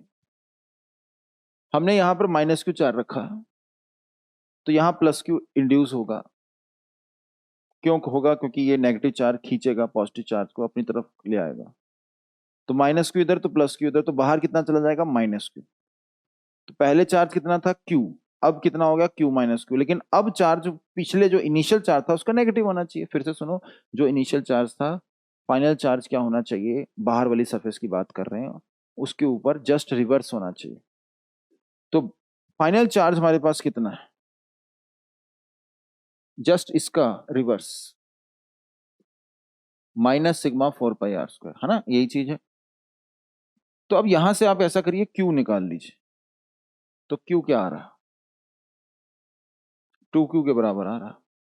तो बस आप क्या करें, ये जो q था इसको q बोल रहे थे, तो आंसर इसका जस्ट डबल कर दीजिए, तो बस आंसर आ चुका है। तो 2 इंटू दिस चार्ज, और चार्ज की वैल्यू क्या है, सिग्मा इंटू 4 पाई r स्क्वायर। तो अब बस ये वैल्यू डाल के आंसर निकल जाए कैलकुलेशन बेस्ड, ठीक है। आगे अब आगे बढ़ने से पहले कईयों को हो सकता है कि इसके अंदर डाउट हो कि यहाँ माइनस क्यू तो यहाँ प्लस क्यू कैसे आया, तो कंडक्टर की प्रॉपर्टी है ये, तो मैंने ऐसा अभी थ्योरी में तो नहीं डिस्कस करा, बट हाँ क्वेश्चंस कर रहे हैं तो थोड़ा सा आपको यहाँ पर दिक्कत आ सकती है। अगर आ रही है तो सर क्या करें, तो skip to the end of discussion, उसके अंदर थ्योरी एंड में मैंने डिस्कस की हुई है। ठीक है, आगे देखेंगे क्या कह रहा है। Electron proton are situated on the straight line as shown below. The direction of electric field at point 1 2 3 respectively are shown. ठीक है, तो प्रोटॉन है और इलेक्ट्रॉन है, पॉजिटिव चार्ज है, ये नेगेटिव चार्ज है। बच्चों वाला सवाल एनसीपी में आ रखा है, कह रहा है कि बता दो direction of electric field at point 1। तो इस 1 पर नेगेटिव प्रोटॉन, अच्छा सॉरी प्रोटॉन मैंने उल्टा बोल दिया, ओहो कोई बात नहीं, स्क्वायर लगा देते हैं। Electron negative, proton positive. तो देखिए पॉजिटिव चार्ज की वजह से, पॉजिटिव चार्ज की वजह से फील्ड किधर, लेफ्ट साइड। नेगेटिव चार्ज की वजह से फील्ड किधर, उसकी तरफ। तो यहां तो कैंसिल आउट हो रहा है। 2 में देखिए नेगेटिव चार्ज की वजह से फील्ड उसकी तरफ, और पॉजिटिव चार्ज की वजह से फील्ड किधर, उसकी तरफ, दोनों ऐड हो रही हैं। 3 पर देखिए नेगेटिव चार्ज की वजह से उसकी तरफ, पॉजिटिव चार्ज की वजह से अवे। लेकिन अब जीत किसकी होगी, यहां पर ये जीतेगा क्योंकि इलाका इसका है, क्योंकि मैग्नीट्यूड क्या है, सेम। और यहां पर कौन जीतेगा, ये जीतेगा। क्यों, क्योंकि इलाका क्या है, इसी का है। अब आइए जरा, 1 पर किधर हो गई फील्ड, लेफ्ट साइड। तो लेफ्ट किधर है, ये दोनों में हो सकता है। 2 पर किधर होनी चाहिए, राइट साइड, बिल्कुल सही। और 3 पर कौन कौन जीतेगा, लेफ्ट वाला। तो ये हमारे पास आंसर आ गया, खत्म, फिनिश। सिंपल, बहुत ही सिंपल, अत्यंत सिंपल। चलिए ये करिए, पॉज करेंगे, सॉल्व करेंगे। 2 point charges plus microcoulomb, microcoulomb placed at this and this, यानी कि वाई एक्सिस पर ही पड़ा है, एक ऊपर पड़ा है, एक नीचे पड़ा है। तो ऐसा कुछ है सिचुएशन, देखिए भाई, ये रही हमारे पास वाई एक्सिस, एक ऊपर पड़ा है और एक नीचे पड़ा है। जो ऊपर पड़ा है, यानी ऊपर पड़ा है वो कौन सा, ये वाला, उस पर चार्ज नेगेटिव। तो यहाँ पर नेगेटिव चार्ज है, माइनस कुछ कितना है, 1 माइक्रोकुलम है, -1 माइक्रोकुलम। और यहाँ पर क्या है, +1 माइक्रोकुलम, ऐसा कुछ है। तो ये जो हम इनके बीच का डिस्टेंस दे दिया 0.1। ठीक है, तो ये distance is known to us, this distance is 0.1 metre and this distance is also 0.1 metre. ठीक है, चेक करते रहिए कि भैया वाई एक्सिस पर ही दे रखा है ना, क्योंकि एक्स एक्सिस 0 है। Then choose the correct statements, यानी कि मल्टीपल चॉइस है। पहला, electric field at all the points on y axis has the same direction. तो वाई एक्सिस पर इलेक्ट्रिक फील्ड की सेम डायरेक्शन कह रहा है। यहां पर देखो बच्चों, डायरेक्शन नीचे की तरफ होगी और यहां पर इसकी तरफ होगी। ठीक है, तो यहां तो चलो डायरेक्शन सेम है। अब बीच में देखें, पॉजिटिव चार्ज से अवे होगी, जैसे यहां पर ये इसका इलाका है, और नेगेटिव चार्ज की वजह से नीचे होगी, लेकिन जीतेगा ये। तो यानी कि साफ साफ दिख रहा है कि वाई एक्सिस पर डायरेक्शन सेम नहीं आ पा रही। ठीक है, डायरेक्शन सेम नहीं आ पा रही ना, चेक कर लो भाई। पॉजिटिव चार्ज की वजह से इधर, नेगेटिव चार्ज की वजह से उसकी तरफ, लेकिन जीतेगा कौन, पॉजिटिव चार्ज। तो फील्ड किधर होगी, इधर। और यहां पर देखिए फील्ड किधर हो जाएगी, नेगेटिव चार्ज जीतेगा, तो फील्ड हो जाएगी किधर भाई, आजा, नीचे। अब इनके बीच में देखेंगे, ये पॉजिटिव और नेगेटिव, तो फील्ड किधर आ रही है, अप आ रही है। ठीक है ना, तो फील्ड किधर आ रही है, अप। तो इसका मतलब क्या है कि पूरी वाई एक्सिस पर तो नहीं है ऐसा, तो पूरी वाई एक्सिस पर ऐसा नहीं आ पा रहा। क्या करें सर अब, तो बस गलत हो गया ये। आगे, dipole moment of this along positive x direction. भैया जब डायपोल पड़ा है किधर, वाई एक्सिस के अलोंग, तो एक्स में कैसे डायपोल मोमेंट आ सकती है। No work has to be done in bringing a test charge from infinity to, बिल्कुल सही, क्योंकि ओरिजिन पे पोटेंशियल 0 आएगा। तो अगर ओरिजिन पे पोटेंशियल 0 आएगा तो वर्क डन 0 ही होगा। Electric field on all the points on y axis is along positive y axis, sorry on x axis is along positive y axis. तो ये जरा चेक करते हैं, यहां पर आप फील्डवा लिखिए और यहां पर आप फील्डवा लिखिए। फील्डवा लिखेंगे, मैग्नीट्यूड बस निकालिए, क्योंकि सॉरी डायरेक्शन निकालिए, क्योंकि मैग्नीट्यूड तो सेम है। ये नेगेटिव चार्ज की वजह से ऐसे आएगा, पॉजिटिव चार्ज की वजह से ऐसे आएगा, तो ऑब्वियसली बच्चों रिजल्टेंट जो आने वाला है वो वाई एक्सिस के अलोंग आना है, यानी कि सत्य वचन। तो जिन्होंने क्वेश्चन बनाया है सत्य वचन, बिल्कुल, तो ये सत्य वचन है भाई। Electric field at all the points on the x axis is along the positive y axis. तो ये क्वेश्चन खत्म, खत्म, खत्म, खत्म। The physical quantity that has unit volt second. कर लो यार, अब क्या है वोल्ट, क्या है पोटेंशियल। तो आप ऐसे कर सकते हो, चार्ज से आप इसको मल्टीप्लाई कर दिए, चार्ज इंटू वोल्ट, और चार्ज से आप डिवाइड कर दीजिए, और ये रहा सेकंड। चार्ज इंटू वोल्ट क्या होता है, energy. Charge into volt is energy, तो ये एनर्जी आ गया। अब देखिए ये रहा एनर्जी, और नीचे क्या है चार्ज, सेकंड से डिवाइड कर दीजिए तो करंट आ गया। तो बेसिकली ये एनर्जी बाय करंट है। अब एनर्जी तो हो नहीं सकता, ठीक है। और अगर हम इंडक्टेंस की बात करें तो हाफ एल आई स्क्वायर जो होता है ये एनर्जी होती है, और उसको करंट से डिवाइड कर देंगे तो ये इंडक्टेंस इंटू करंट आएगा। इसका मतलब इंडक्टेंस भी ये नहीं है, ठीक है। तो ये एनर्जी बाय करंट है, एनर्जी बाय करंट जो है वो इंडक्टेंस इंटू दिस आएगा। तो अब इलेक्ट्रिक फ्लक्स की बात करते हैं। तो फ्लक्स जो है, इलेक्ट्रिक फ्लक्स की बात हो रही है, तो phi is equal to L I होता है। तो यस, बिल्कुल, एनर्जी जो है हाफ एल आई स्क्वायर, उसको आप आई से डिवाइड कर रहे हो तो आई आई कटेगा तो एल आई आ जाएगा। और एल आई के डायमेंशंस क्या होंगे, इलेक्ट्रिक फ्लक्स वाले। तो आंसर सिर्फ एक ही है, देखिए सिंपल सा सवाल। आगे, हाँ आगे बढ़ रहे हैं भाई, आगे देखें, चलिए करिए जरा एनएससीपी 2017 का सवाल। शाबाश, पॉज करेंगे, सॉल्व करेंगे। क्या कह रहा है, टू आइडेंटिकल चार्ज स्फीयर्स, हमारे पास दो आइडेंटिकल चार्ज स्फीयर्स हैं, suspended from a common point. तो ऐसा एडवांस में भी आ रखा है। By two light string of length L, they are initially at a distance d apart due to their mutual repulsion. Charges begin to leak from both the sphere at a constant rate. ऐसा देखिए कुछ है, ये देखिए इस प्रकार से हमारे पास चार्जेस हैं। जैसे ये रहा एक प्लस क्यू चार्ज, और एक ये रहा प्लस क्यू चार्ज, ठीक है। एक वर्टिकल लाइन खींच देते हैं, मैगी देखो मैगी तो बनी नहीं, फिर से मैगी, तो देखो एक वर्टिकल लाइन खींच दे, मैगी टाइप। और कह रहा है कि इनके बीच में they are initially at a distance d apart. तो इनके बीच का डिस्टेंस, जैसे ये जो है इसको हम मान लेते हैं कि ये x है, x की वैल्यू d है शुरुआत में। The charge begins to leak, यानी कि चार्ज कम होने लग गया, from both the sphere at a constant rate. As the real result the sphere approach each other with the velocity v। If x denotes the distance between the spheres then v varies as. तो x जो है इनके बीच का distance है, तो velocity किस प्रकार से वेरी करने वाली है। तो आइए जरा, मैगी, और मैगी नहीं भाई, यहाँ पर फोर्स लिखते हैं। तो ये देखिए ये रही फोर्स, टेंशन किधर होगी, ये रही देखिए टेंशन, डोंट टेक टेंशन। और एक होगा यहाँ पर mg फोर्स, अरे भाई चल जा भाई, mg फोर्स, ये देखिए mg। अब आप यहाँ पर ऐसा करिए, कुछ वेरिएबल्स इंट्रोड्यूस करते हैं। फिर आपको कैसे पता कैसे प्रोसीड करना, देखो भाई सिंपल सी चीज है, कुछ भी हो फिजिक्स के लॉ फेल नहीं होते। तो मैं बेसिक अप्लाई करता हूँ, जो मुझे पता है कि यहाँ पर यार टेंशन, ये फोर्स और mg ये बैलेंस्ड है, क्योंकि स्लोली स्लोली चार्ज जो है लीक कर रहा है। और मुझे वेलोसिटी निकालनी है, तो approach each other with velocity v।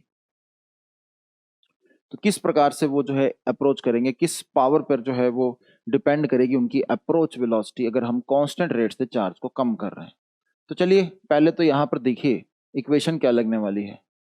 मेरे दिमाग में पता क्या चल रहा है कि x की टर्म्स में ले आऊंगा इक्वेशन कोई, और फिर डिफरेंशिएट कर दूंगा, तो dx बाई dt क्या होगा, dx बाई dt इनकी जो है अप्रोच वेलोसिटी आ जाएगी, है ना। तो बस ये दिमाग में चल रहा है। तो t साइन थीटा f के बराबर है, यानी कि के q square upon x square, और t कॉस थीटा जो है वो किसके बराबर है, mg के। तो डिवाइड कर दीजिए, क्या आ रहा है, tan theta is equal to k q square upon क्या, x square into this mg। ये हमारे पास इक्वेशन आ रही है। अब tan थीटा को क्या लिख सकते हो, tan थीटा को क्या लिख सकते हो, d बहुत छोटा है, यानी कि बहुत छोटा है थीटा। तो tan theta is kind of sine theta, theta is small. और साइन थीटा को आप क्या लिख सकते हो, परपेंडिकुलर, यानी कि x/2 अपॉन हाइपोटेन्यूज। तो एक तरीके से यही इक्वेशन को आगे कंटिन्यू कर रहा हूं, ये देखिए। अब मैं क्या लिखूंगा, tan थीटा, tan थीटा क्या है, साइन थीटा, यानी कि x/2l बराबर आ रहा है के q square upon x square mg। तो एक तरीके से x cube proportional to q square आ रहा है। डिफ्रेंशिएट करते हैं, 3x² dx by d t proportional to 2q dq by d t, हमारे पास यहां पर वैल्यू आ चुकी है। अब dq बाई डी टी क्या है बोलो? dq बाई डी टी है कांस्टेंट। फिर से ये इक्वेशन लिख रहा हूं, देखिए जरा, 3x² dx by d t proportional आ रहा है, बाकी सब कांस्टेंट है। ये देखिए, मैंने जो कांस्टेंट है उससे मैंने चीजों को हटा दिया, l कांस्टेंट है, k कांस्टेंट है, mg कांस्टेंट है। तो ये आ रहा है मेरे पास x² dx by d t proportional to q dq by d t, q into this dq by d t. लेकिन dq बाई डी टी क्या है? कांस्टेंट है। और इससे पहले वाली इक्वेशन जो थी उसके अंदर देखिए प्रोपोर्शनलिटी क्या थी, x q proportional to q square था। मुझे ये देखना कि ये किसके प्रोपोर्शनल है, जरा देखिए, dx बाई डी टी किसके प्रोपोर्शनल आ रहा है? देखिए आराम से, ये कांस्टेंट है, हटाओ, q divide by x square. q किसके प्रोपोर्शनल है? यहां से आपको क्या पता चलेगा, ये देखिए, यहां से आपको पता चलेगा q प्रोपोर्शनल टू x की पावर 3/2। तो q किसके प्रोपोर्शनल है? x की पावर 3/2। लेकिन नीचे क्या है? x का स्क्वायर, तो प्रोपोर्शनल क्या आ गया? √x आ गया भाई। तो इसका मतलब dx बाई डी टी किसके प्रोपोर्शनल है? √x। ऊपर 1.5 नीचे 2, √x आ गया भाई आंसर, सी ऑप्शन। देख रहे हो विनोद, देख रहे हो कैसे सॉल्व करा सर ने क्वेश्चन? दिमाग में क्या चल रहा था सर के कि किसी तरीके से x और q में रिलेशन लेके आओ, डिफरेंशिएट करो, dx बाई डी टी जो है अप्रोच वेलोसिटी होगी और वो x पर किस तरीके से डिपेंड कर रही है, बस वो निकालना था। खत्म क्वेश्चन, फिनिश फिनिश फिनिश। ये करें भाई। हम्म,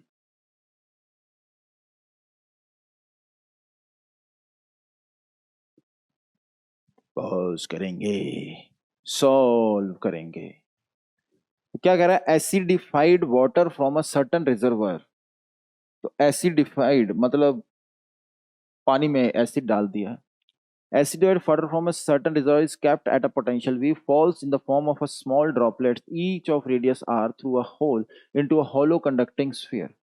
तो एक hollow conducting sphere के अंदर पानी की ड्रॉपलेट्स आ रही हैं। जो पानी की ड्रॉपलेट्स हैं वो कुछ मान लीजिए इस प्रकार से हैं, उनका रेडियस जो है वो स्मॉल आर है।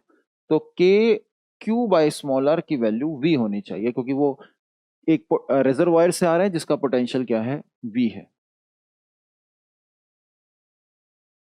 और इसके अंदर वो गिर रहे हैं जिसके अंदर रेडियस क्या है? a।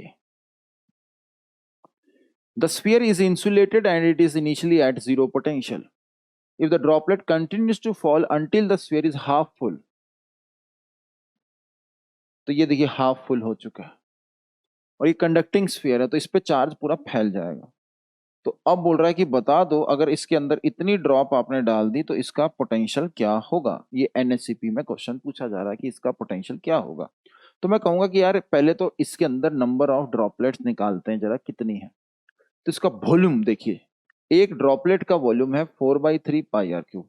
मान लीजिए हमने n ड्रॉपलेट्स डाल दी, तो ये किसके बराबर होना चाहिए? 4/3 पाई a क्यूब के, इसका हाफ। देखिए फिर से देखिए, मैंने क्या कहा? मैंने कहा कि जो आधा स्फीयर है भर गया, अगर आधा स्फीयर भर गया है तो इतना वॉल्यूम होगा 4/3 पाई आर क्यूब इंटू हाफ। आधा स्फीयर भर गया और कितनी ड्रॉपलेट्स गिरी हैं तो वो n है, और हर ड्रॉपलेट का वॉल्यूम कितना? 4/3 पाई आर क्यूब। तो यहां से मुझे n मिल जाएगा, मुझे पता चलेगा कितनी ड्रॉपलेट्स उसके अंदर गई हैं, मैं वही निकालना चाहता हूँ। तो आइए, अगर आप वही निकालना चाहते हैं जो मैं निकालना चाह रहा, तो बस यहां से मेरे को n बता दीजिए क्या आ रहा है। a/r का क्यूब और एक नीचे हाफ, ये n आ गया। अब n आ गया तो इसके ऊपर चार्ज पता चल गया। तो अब मैं इसका पोटेंशियल निकालना चाहता हूं। अब इसका पोटेंशियल क्या होगा? इसके ऊपर चार्ज, चार्ज कितना भाई? n इंटू क्यू और डिवाइड बाय क्या? a। तो ये इसका पोटेंशियल होगा। अब मैं q कैसे लिखूं सर? q तो यहां पे लिखा हुआ, तो लिख दो k n q, या n की वैल्यू भी डाल सकते हो, ठीक है।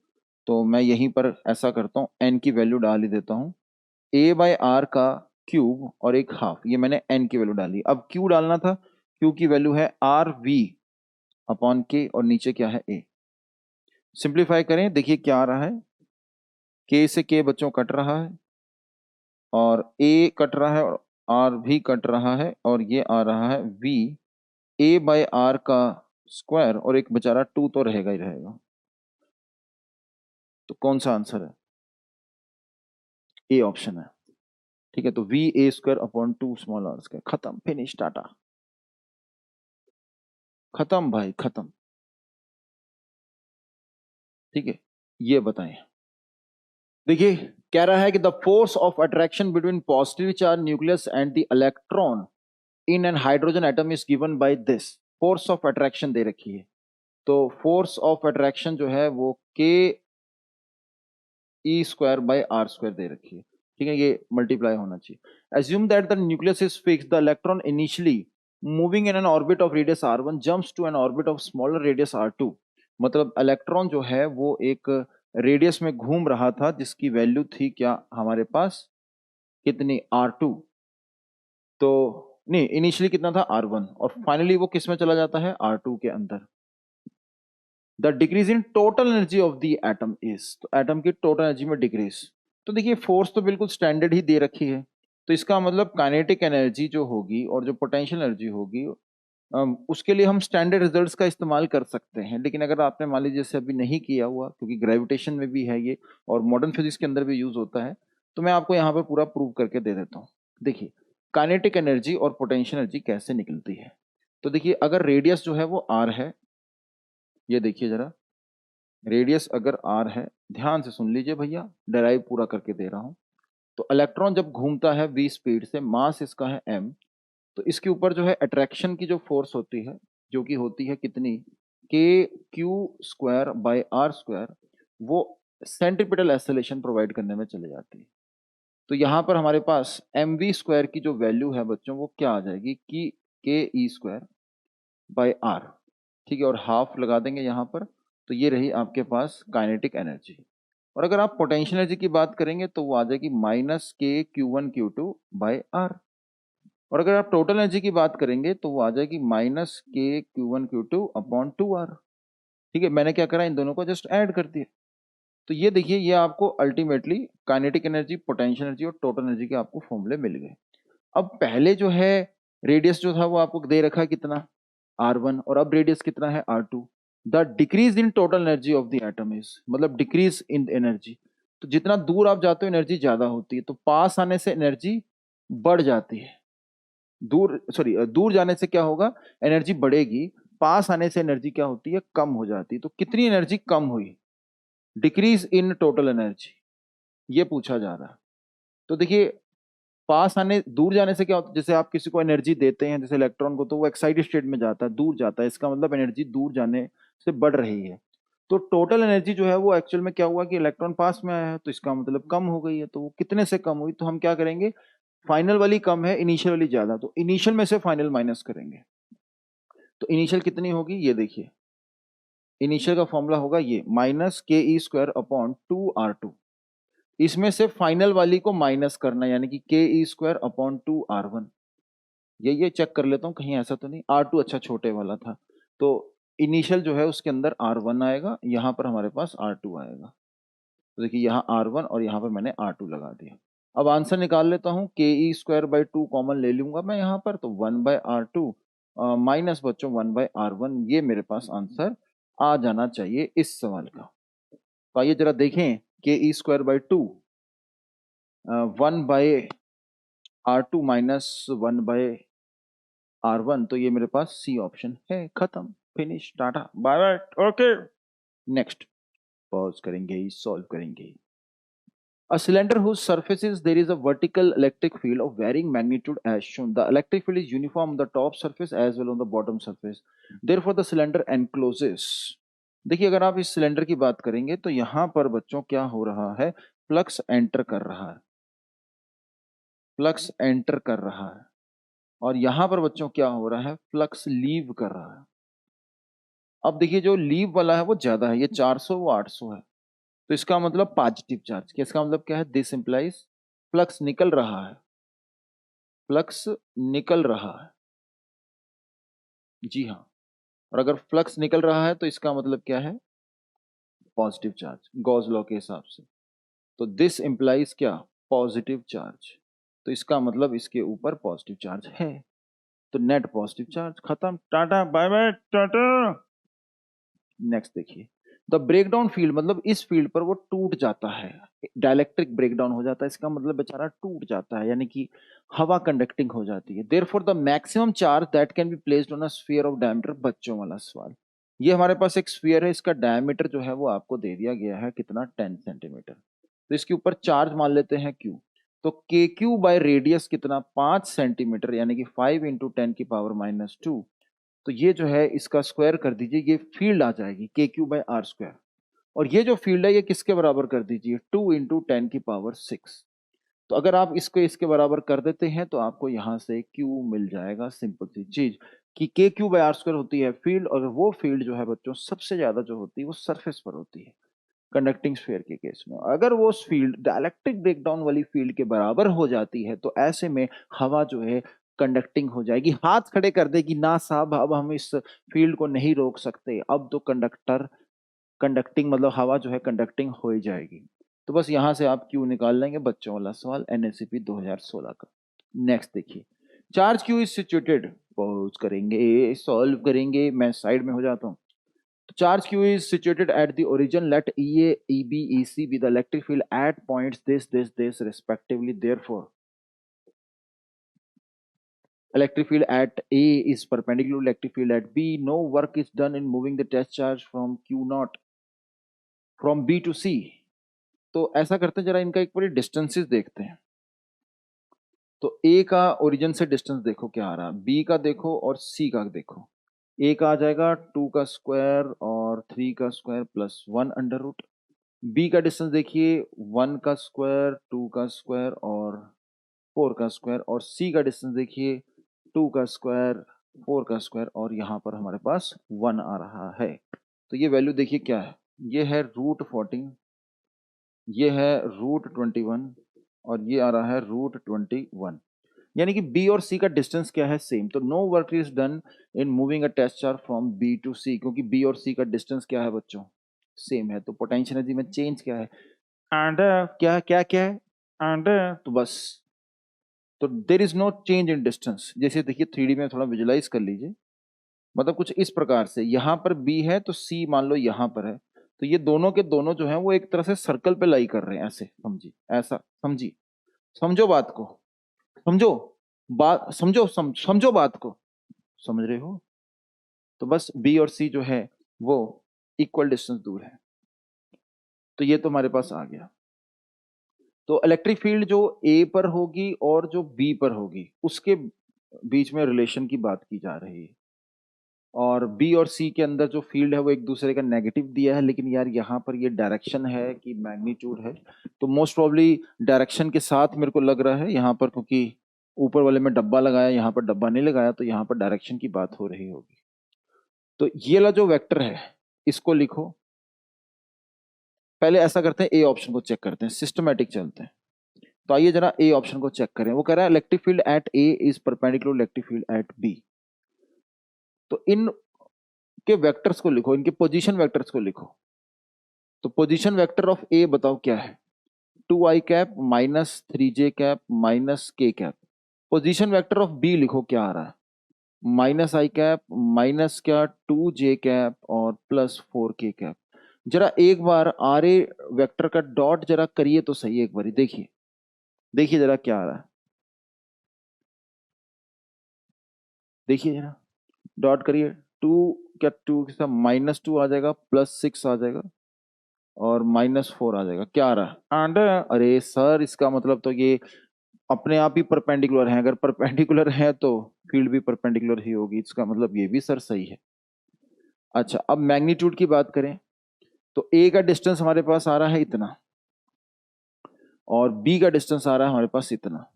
तो फील्ड का जो रेशो की बात करें तो देखिए फील्ड जो हो जाएगी एक जगह पर आ जाएगी के क्यू बाय √14 का स्क्वायर, तो ये हमारे पास है ई ए। और जब हम ई बी निकालेंगे तो ये आ जाएगा के क्यू अपॉन √21 का स्क्वायर बच्चों, है ना, यही आएगा। ई ए और ई बी में मैंने डिस्टेंस देख ली, हाँ सर बिल्कुल यही आएगा। अब जरा इनको डिवाइड कर दीजिए, जैसे ही डिवाइड करोगे देखो क्या आ रहा है, ई ए अपॉन ई बी क्या आ रहा है, तो याद आएगा 21/14, ये तो सर 3/2 आ जाएगा। तो 2 जो है वो लग रहा है EA के साथ। और इसका मतलब सी ऑप्शन भी सही है बच्चों। डी।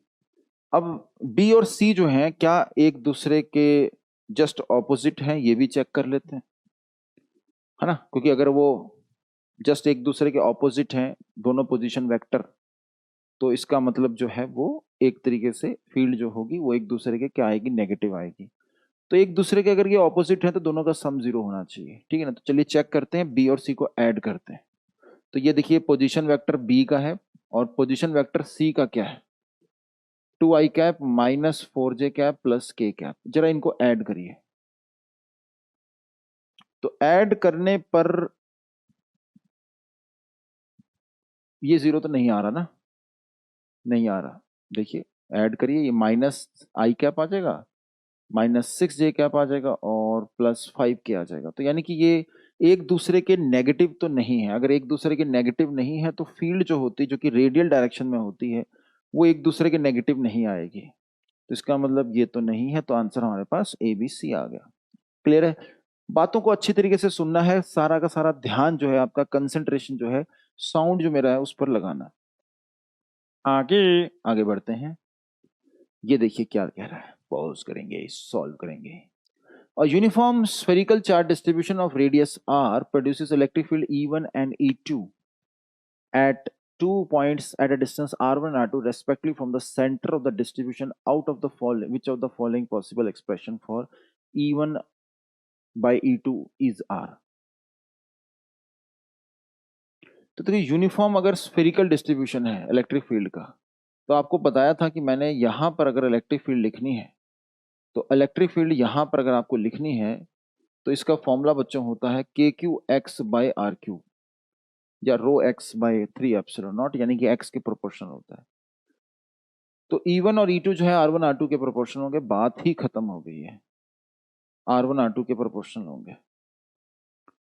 ठीक है, तो E1 and A2 at 2 points at distance R1 and R2 respectively from the center of the distribution out of the following portion is the expression for E1 by E2।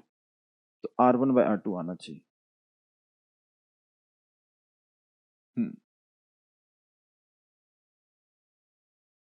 क्योंकि मैं तो पॉइंट मैंने inside लिया है, तो इसके अंदर तो ये आंसर तो नहीं आ रहा।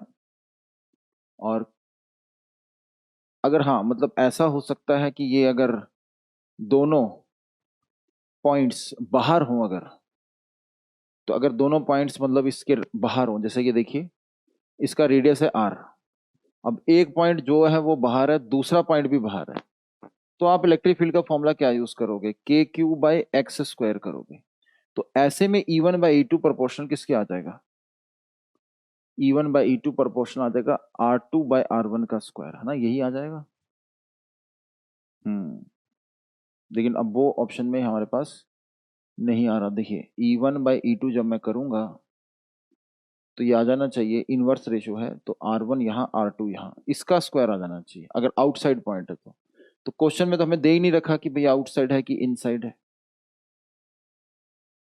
तो इसका मतलब ये ऑप्शन भी नहीं हो पा रहा। तो दोनों पॉइंट आउटसाइड हैं तो रिजेक्टेड, दोनों पॉइंट इनसाइड हैं तो हमारे पास क्या आंसर आना चाहिए था, R1/R2, तो ये भी रिजेक्टेड है, यानी कि ऐसा भी नहीं है। तो अगर एक पॉइंट बाहर और एक पॉइंट अंदर हो जाए, फिर देखते हैं जरा जरा इनका रेशियो देखिए। एक को अंदर मान लीजिए, जैसे किसको अंदर माने, ऑप्शन जैसे सी को सेट कराने की कोशिश करते हैं, तो नहीं सी को, हाँ सी को या फिर डी को। तो आप ऐसा करिए, इसको एक को अंदर मान लीजिए, जैसे ये E1 है तो ये x1 आ जाएगा, E2 है तो ये x2 आ जाएगा। अब डिवाइड करिए, E1/E2 देखिए क्या आ जाएगा, KQ तो कटेगा, तो x1/R³ आ जाएगा एक, और एक ऊपर क्या आ जाएगा, x2 का स्क्वायर आ जाएगा। तो x1 x2 का square upon R³। Yes, fourth option हमारे पास मैच कर रहा है। ठीक है, फोर्थ ऑप्शन मैच कर रहा है। और व्हाट अबाउट अगर ये वाला इनसाइड हो जाए, मतलब E1 जो है बाय E2 हम निकाल रहे हैं और E1 जो है इसको आउटसाइड कर दें, E1 आउटसाइड है, तो जब डिवाइड करेंगे तो यहाँ पर नीचे x1 स्क्वायर आना चाहिए और एक हमारे पास आर क्यूब E1 जो है उसके लिए फॉर्मूला क्या लगेगा, ये वाला। हाँ, और जब हम E2 लगाएंगे तो फॉर्मूला ये वाला लगेगा। सुन रहे हो, सुन रहे हो? एक आर क्यूब चला जाएगा और एक x1 इधर, सॉरी x2 इधर आ जाएगा। तो ये बैठ मैच कर रहा है। E1 के लिए आएगा नीचे क्या हमारे पास, x1 का स्क्वायर, बिल्कुल सही, x1 का स्क्वायर, और फिर x2, यस मैच कर रहा है। सो आंसर जो है हमारे पास 3 और 4 इसका होना चाहिए। क्लियर है? तो देखा आपने कि क्वेश्चन जो है वो इतना ज्यादा कोई टफ नहीं है। क्वेश्चन जो है वो इतना ज्यादा टफ नहीं है, बेसिक्स लगाने, बस वो दिमाग आपका चलते रहना चाहिए कि हाँ यार इसके अंदर पॉइंट इनसाइड या आउटसाइड तो दिया नहीं है, यानी कि दोनों पॉइंट इनसाइड हो सकते हैं, दोनों पॉइंट आउटसाइड हो सकते हैं, तो उसमें तो मैच नहीं किया। एक पॉइंट को इनसाइड मान लिया, एक को आउटसाइड मान लिया, तब मैच कर रहा है, या फिर एक को मतलब रिवर्स कर दिया। तो इससे ये पता चल रहा है कि यार इजी टू क्रैक है एनएससीपी। हमने सारे जो है लगभग आई थिंक कर लिए हैं पीवाईक्यू। हाँ, तो सारे के सारे पीवाईक्यू कर डाले हैं जो भी इस पर आए हुए हैं। तो आप देख रहे हो कि हाँ एक दो क्वेश्चन थे थोड़े से टफ, बाकी सारे क्वेश्चन जो हैं वो तो इजी हैं। तो आप अपने थ्योरी पे विश्वास रखिए, क्वेश्चन में बेसिक्स लगाइएगा, क्वेश्चन सॉल्व होंगे ही होंगे। ठीक है, चलिए अब आ जाइए थ्योरी। जैसा कि मैंने कहा था कि कंडक्टर की और कैपेसिटर की हम थ्योरी करेंगे, तो कंडक्टर से हम स्टार्ट करते हैं। तो कंडक्टर क्या है? तो कंडक्टर बच्चों क्या है, एक ऐसी जगह है, जैसे मेटल्स जो होते हैं कंडक्टर्स होते हैं, मतलब जिसके अंदर चार्जेस फ्री टू मूव, उसको कोई रोक टोक नहीं है, चार्जेस फ्री टू मूव, उसे कंडक्टर कहते हैं। ठीक है ना? कंडक्टर, इंसुलेटर क्या होता है, जिसके अंदर charges are not free to move, वो होगा insulator. Charges are not free to move, ठीक है ना? तो चार्जेस जो हैं are not free to move. तो ये देखिए, ये हमारे पास इंसुलेटर और कंडक्टर की कहानी समझ में हमें आ गई। अब इंसुलेटर समझ में आ गया है, कंडक्टर समझ में आ गया, डिटेल में हम थोड़ा कंडक्टर को पढ़ेंगे। कंडक्टर की जो प्रॉपर्टी है वो अच्छी तरीके से हमें समझनी है। ठीक है, क्या प्रॉपर्टी है? तो ये देखिए जरा, हेडिंग डाल दीजिए, प्रॉपर्टीज ऑफ क्या, कंडक्टर। तो कंडक्टर की हम प्रॉपर्टीज डिस्कस करने जा रहे हैं।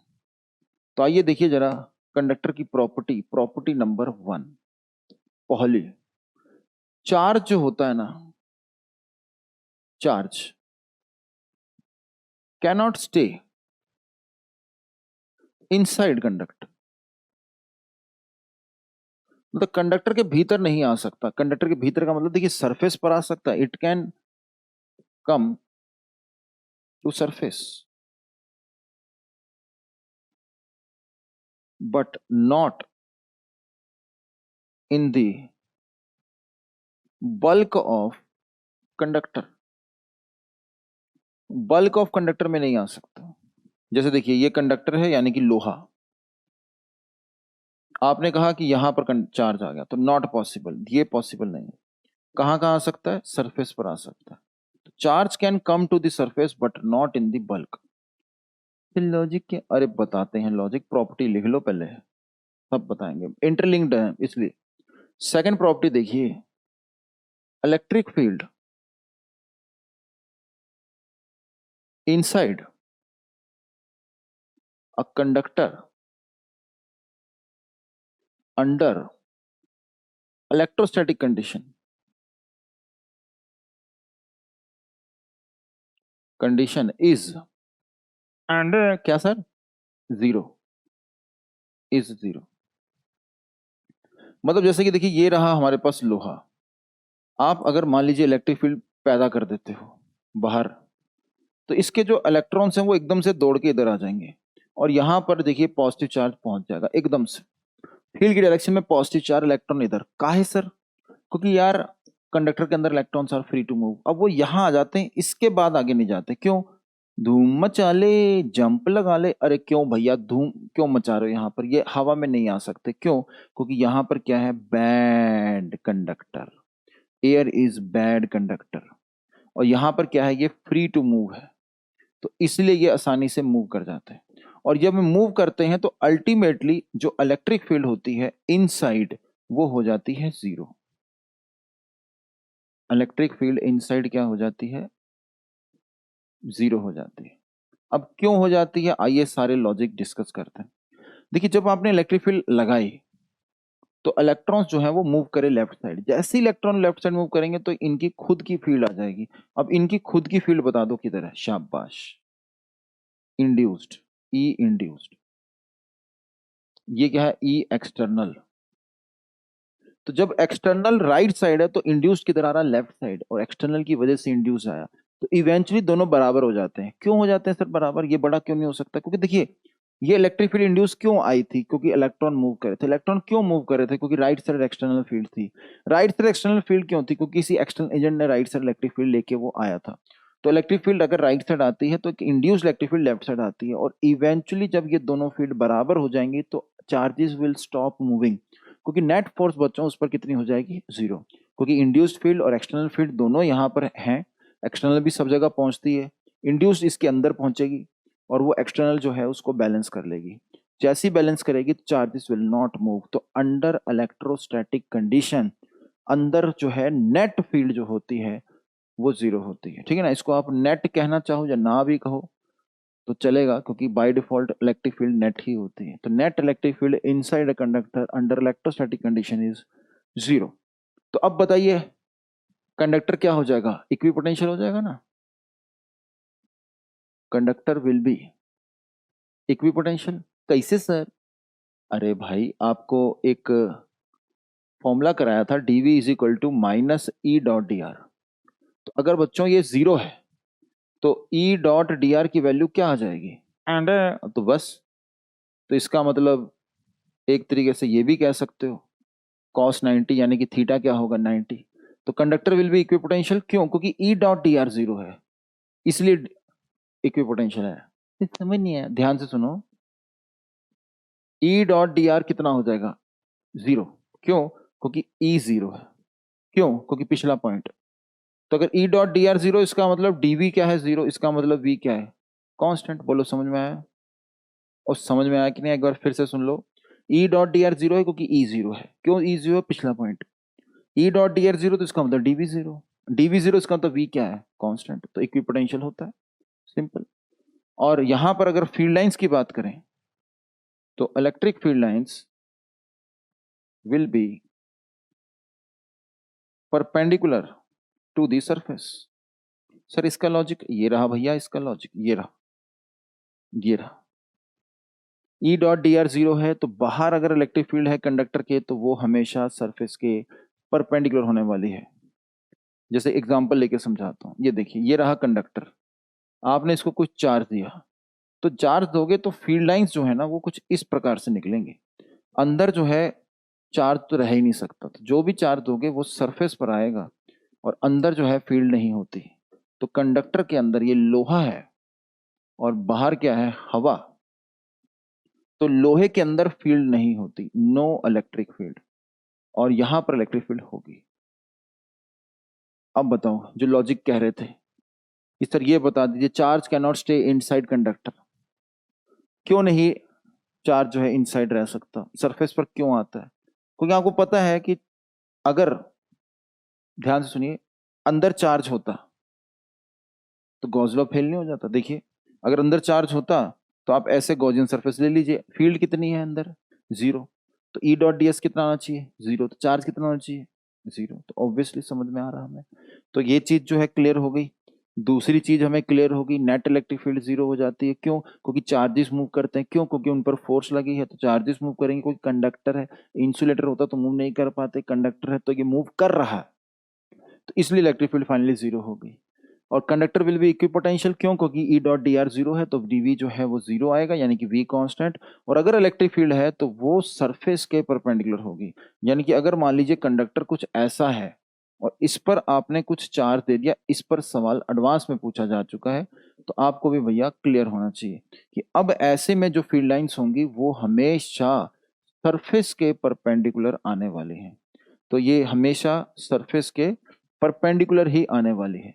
ऐसे देखिए, सरफेस के परपेंडिकुलर। तो ये कंसेप्ट जो है आपको अब क्लियर हो गया, ठीक है। तो ये कंसेप्ट आपको अब क्लियर है, ठीक है। So this concept is clear to you. तो property of conductor 1, property of conductor 2, 3 ये आपको क्लियर है, ठीक है। और बाकी जो है एक प्रॉपर्टी जो है लिख सकते हैं जो कि शील्डिंग इफेक्ट से रिलेटेड है, इंपॉर्टेंट प्रॉपर्टी है, तो ये भी करा देते हैं शील्डिंग इफेक्ट। तो देखिए जैसे कि हमारे पास एक कंडक्टर है, यहां मान लीजिए क्यू चार्ज है और आपने यहां पर मोबाइल फोन रख दिया कंडक्टर के अंदर, और ये क्या है, लोहा।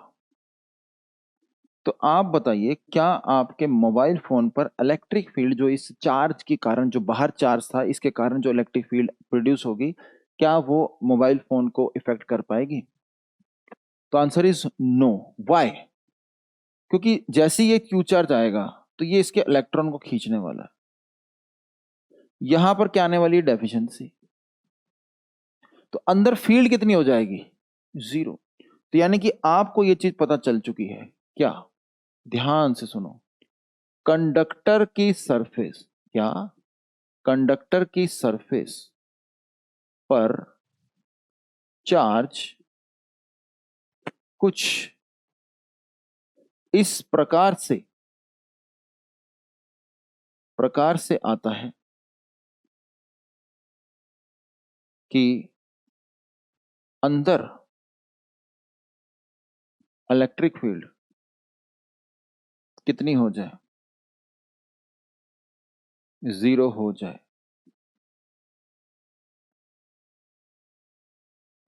ये है कंडक्टर की सरफेस पर चार्ज कुछ इस प्रकार से आता है कि अंदर फील्ड कितनी हो जाए, 0। इसे हम शील्डिंग इफेक्ट कहते हैं, ठीक है भाई। कंडक्टर इक्विपोटेंशियल है, कंडक्टर पे फील्ड लाइंस होती हैं कंडक्टर की सरफेस के परपेंडिकुलर, कंडक्टर के अंदर इलेक्ट्रोस्टैटिक कंडीशन में फील्ड हो जाती है 0, और शील्डिंग इफेक्ट भी हमने डिस्कस किया, ठीक है। अब आ जाइए आगे बढ़ते हैं, कैपेसिटर जो है उसको समझे भैया, क्या होता है ये कैपेसिटर।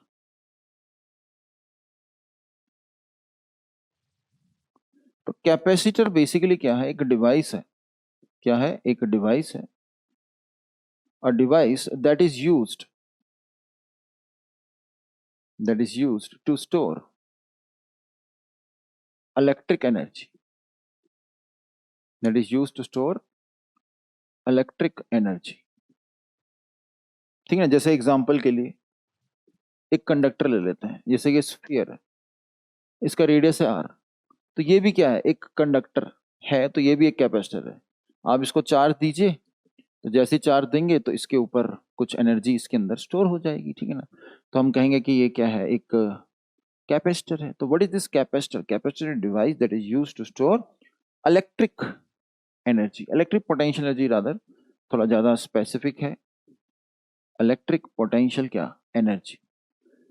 अब कैपेसिटर के अंदर क्या होता है, कैपेसिटर के अंदर प्लेट्स होती हैं, उन प्लेट्स के बीच में, जैसे मैं पैरेलल प्लेट का एग्जांपल ले रहा हूं क्योंकि सबसे इंपॉर्टेंट यही है, इन प्लेट्स के बीच में कुछ पोटेंशियल का डिफरेंस होता है, ठीक है। जैसे इनके बीच में लेट अस सपोज पोटेंशियल का डिफरेंस, लेट अस सपोज आप एक बैटरी से जनरेट कर रहे हैं, देखिए ये रही एक बैटरी, सर ये बैटरी क्या है, बैटरी मतलब पोटेंशियल डिफरेंस जनरेट करने वाली।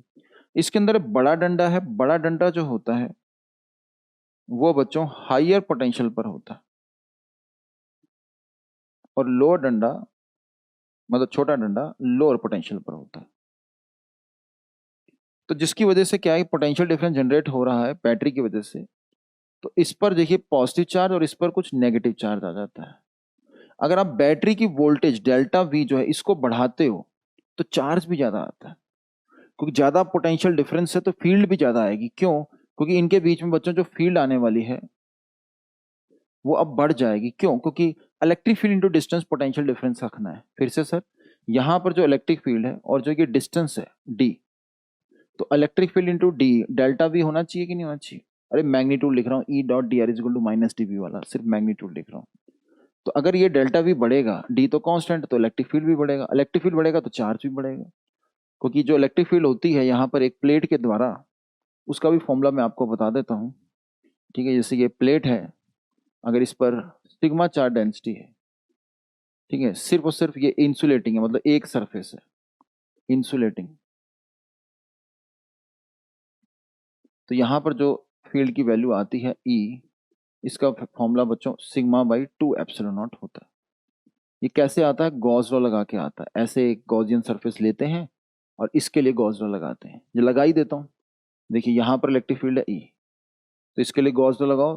तो लेट अस सपोज ये एरिया है A, तो ये वाला एरिया भी क्या आएगा A। तो यहाँ से फ्लक्स हो जाएगा कितना भाई? EA, और यहाँ से फ्लक्स कितना हो जाएगा? EA। कर्व्ड सरफेस से फ्लक्स कितना होगा? 0। कैसे? क्योंकि जो फील्ड लाइंस हैं वो कुछ इस प्रकार से होंगी, ऐसे। ये कंडक्ट इंसुलेटिंग शीट है बच्चों, ये इंसुलेटिंग शीट एक प्लेट की तरह है। तो यहां पर फ्लक्स आ रहा है ये, यहां पर फ्लक्स आ रहा है ये, तो टोटल फ्लक्स कितना हो गया? 2 ये।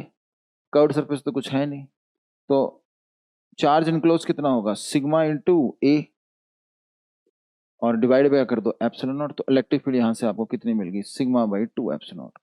तो ये देखिए, ये फील्ड का फॉर्मूला होता है, यानी कि चार्ज पर यूनिट एरिया के प्रोपोर्शनल। ज्यादा पोटेंशियल डिफरेंस तो ज्यादा आपको चार्ज मिलने वाला है। क्लियर है भाई? तो अब हम कैपेसिटेंस क्या होती है वो डिस्कस करने जा रहे हैं। जो मैंने आपको बताया वो कैपेसिटेंस से लिंक्ड है। कैपेसिटेंस क्या है?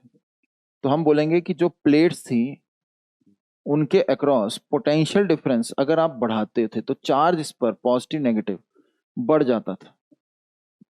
तो मैं कह सकता हूं कि Q proportional to delta V था, तो Q is equal to C delta V आ जाता है। तो ये जो C है ना, इसे हम कहते हैं कैपेसिटेंस ऑफ द क्या? कैपेसिटर। तो ये कैपेसिटर की क्या है? कैपेसिटेंस। तो this is capacitance of the capacitor. तो ये कैपेसिटेंस ऑफ द कैपेसिटर है। इसके SI यूनिट क्या है? तो SI unit is farad. SI unit is farad. तो ये जो है डिपेंड करता है नेचर पे, depends on nature of the capacitor. ये होता है C से रिप्रेजेंट किया जाता है, स्केलर क्वांटिटी है। और जो Q है ना, ये पॉजिटिव प्लेट पे चार्ज होता है, पॉजिटिव प्लेट पर चार्ज। ठीक है, पॉजिटिव प्लेट पर चार्ज होता है। तो कैपेसिटेंस क्या है? कैपेसिटेंस ये है C। मतलब कोई डिफाइन करना चाहे तो ऐसे कह सकता है कि it is ratio of charge on positive plate and potential difference across the two plates. ठीक है, तो देखिए एक बार फटाफट रिकैप भी करते रहिए भाई। क्या होता है कैपेसिटर? एक ऐसा डिवाइस जो कि हम इलेक्ट्रिसिटी एनर्जी यूज मतलब स्टोर करने के लिए यूज करते हैं। जैसे आपने फैन के अंदर देखा होगा कि एक सिलेंड्रिकल शेप एक डिवाइस रहता है, ट्यूबलाइट के अंदर देखा होगा सिलेंड्रिकल शेप एक डिवाइस रहता है, तो उसे हम कैपेसिटर कहते हैं। कैपेसिटर का काम क्या है? एनर्जी को स्टोर करना, जिसको हम बाद में यूज कर सकते हैं। ठीक है, हमने बैटरी देखी, बैटरी के अंदर 2 डंडे होते हैं, एक बड़ा डंडा एक छोटा डंडा। हायर पोटेंशियल पे जो होता है बड़ा डंडा, लोअर पोटेंशियल पर होता है छोटे वाला डंडा। दोनों के बीच का जो पोटेंशियल का जो डिफरेंस है वो होती है बैटरी का EMF। जैसे निप्पो निप्पो सेल की ऐड आती है ना, तो वो पोटेंशियल डिफरेंस उसमें कितना होता है? 1.5 वोल्ट। जो घर में इन्वर्टर की बैटरी होती है उसके अंदर पोटेंशियल डिफरेंस कितना होता है? 12 वोल्ट। तो ये चीजें फैक्ट है, ऐसे पता होनी चाहिए आपको। ठीक है, तो पोटेंशियल डिफरेंस है, मतलब लोअर और हायर का जो डिफरेंस है वो है। तो हमने किसी कंडक्टर को ऐसे जोड़ दिया, ऐसे ये पॉजिटिव प्लेट और एक नेगेटिव प्लेट बैटरी के साथ। तो क्या होता है? इस पर पॉजिटिव चार्ज, इस पर नेगेटिव चार्ज आता है। क्यों आता है? क्योंकि बैटरी चार्ज देती है। क्यों देती है? क्योंकि बैटरी को पोटेंशियल डिफरेंस मेंटेन करना है। क्यों? वो बैटरी की नेचर है, ऐसे समझिए। तो पोटेंशियल डिफरेंस जो हाई से लो इलेक्ट्रिक फील्ड होगी, क्योंकि फील्ड की डायरेक्शन में पोटेंशियल क्या हो रहा होगा? डिक्रीज। फील्ड की डायरेक्शन में पोटेंशियल डिक्रीज। ये हायर है, ये लोअर है। तो जब हम प्रोपोर्शनैलिटी देखते हैं, ये देखिए, जब हम प्रोपोर्शनैलिटी देखते हैं तो Q proportional to delta V आ रहा है। क्यों? क्योंकि ज्यादा पोटेंशियल डिफरेंस ज्यादा इलेक्ट्रिक फील्ड आ रही है, तो ज्यादा चार्ज आ रहा है।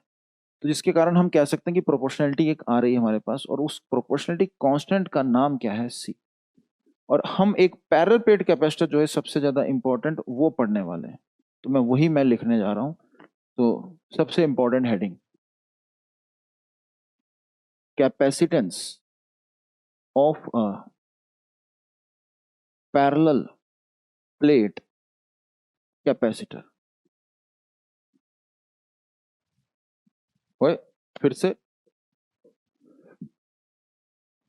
Capacitance of a parallel plate capacitor. इसकी हम कैपेसिटेंस निकालना चाह रहे हैं। तो अब देखिए कैसे निकालेंगे, आप ट्राई करो। ऐसे देखो, हिंट लो, दो प्लेट्स मानो, इस पर प्लस क्यू चार्ज, इस पर माइनस क्यू चार्ज, एरिया मान लो ए। ठीक है, तो इसकी कैपेसिटेंस निकालनी है, तो आपको डिस्टेंस भी दे रखा है डी। ठीक है, ट्राई करें, पोज करेंगे, सॉल्व करेंगे। D D D D D D. तो आइए जरा देखें, एक प्लस क्यू है और एक माइनस क्यू है, तो अंदर जो है फील्ड कितनी होगी। तो देखो यहां पर जैसे ऐसे सोचो कि प्लस प्लस चार्ज है, यहां पर माइनस माइनस चार्ज है, तो प्लस वाले प्लस चार्ज के कारण फील्ड है sigma by two apps not, और नेगेटिव नेगेटिव के कारण भी कितनी है, sigma by two apps not. तो ये कहां से आया, ये रहा डेरिवेशन, ये देखिए। एक सरफेस के कारण मैंने sigma by two apps not बताया है यहां पर, लेकिन सरफेस कितनी बच्चों, दो है। तो अगर सरफेसेस दो हैं तो ये हमारे पास इलेक्ट्रिक फील्ड आ गई, यानी कि इलेक्ट्रिक फील्ड की वैल्यू है sigma by apps not. Potential difference यानी कि डेल्टा वी का फॉर्मूला क्या होता है, इलेक्ट्रिक फील्ड इंटू डिस्टेंस।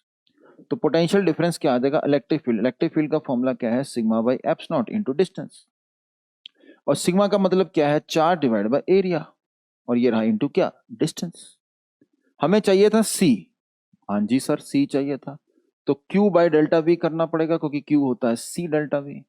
तो क्यू की वैल्यू और डेल्टा वी की वैल्यू वहां से देखिए जरा, सी चाहिए था, क्यू अपॉन डेल्टा वी की वैल्यू क्या है, q upon A epsilon naught into d. तो क्या आ रहा है, epsilon naught A by d आ रहा है बच्चों। तो ये आ रहा है, किस पे डिपेंड कर रहा है, depends upon geometry, depends on geometry.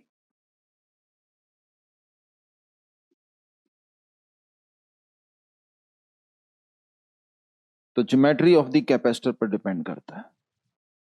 Clear. तो epsilon naught A by D, रट्टा लगा लो भैया, ये कैपेसिटेंस का फॉर्मूला है पैरेलल प्लेट कैपेसिटर का। क्लियर है, ठीक है। आगे देखते हैं।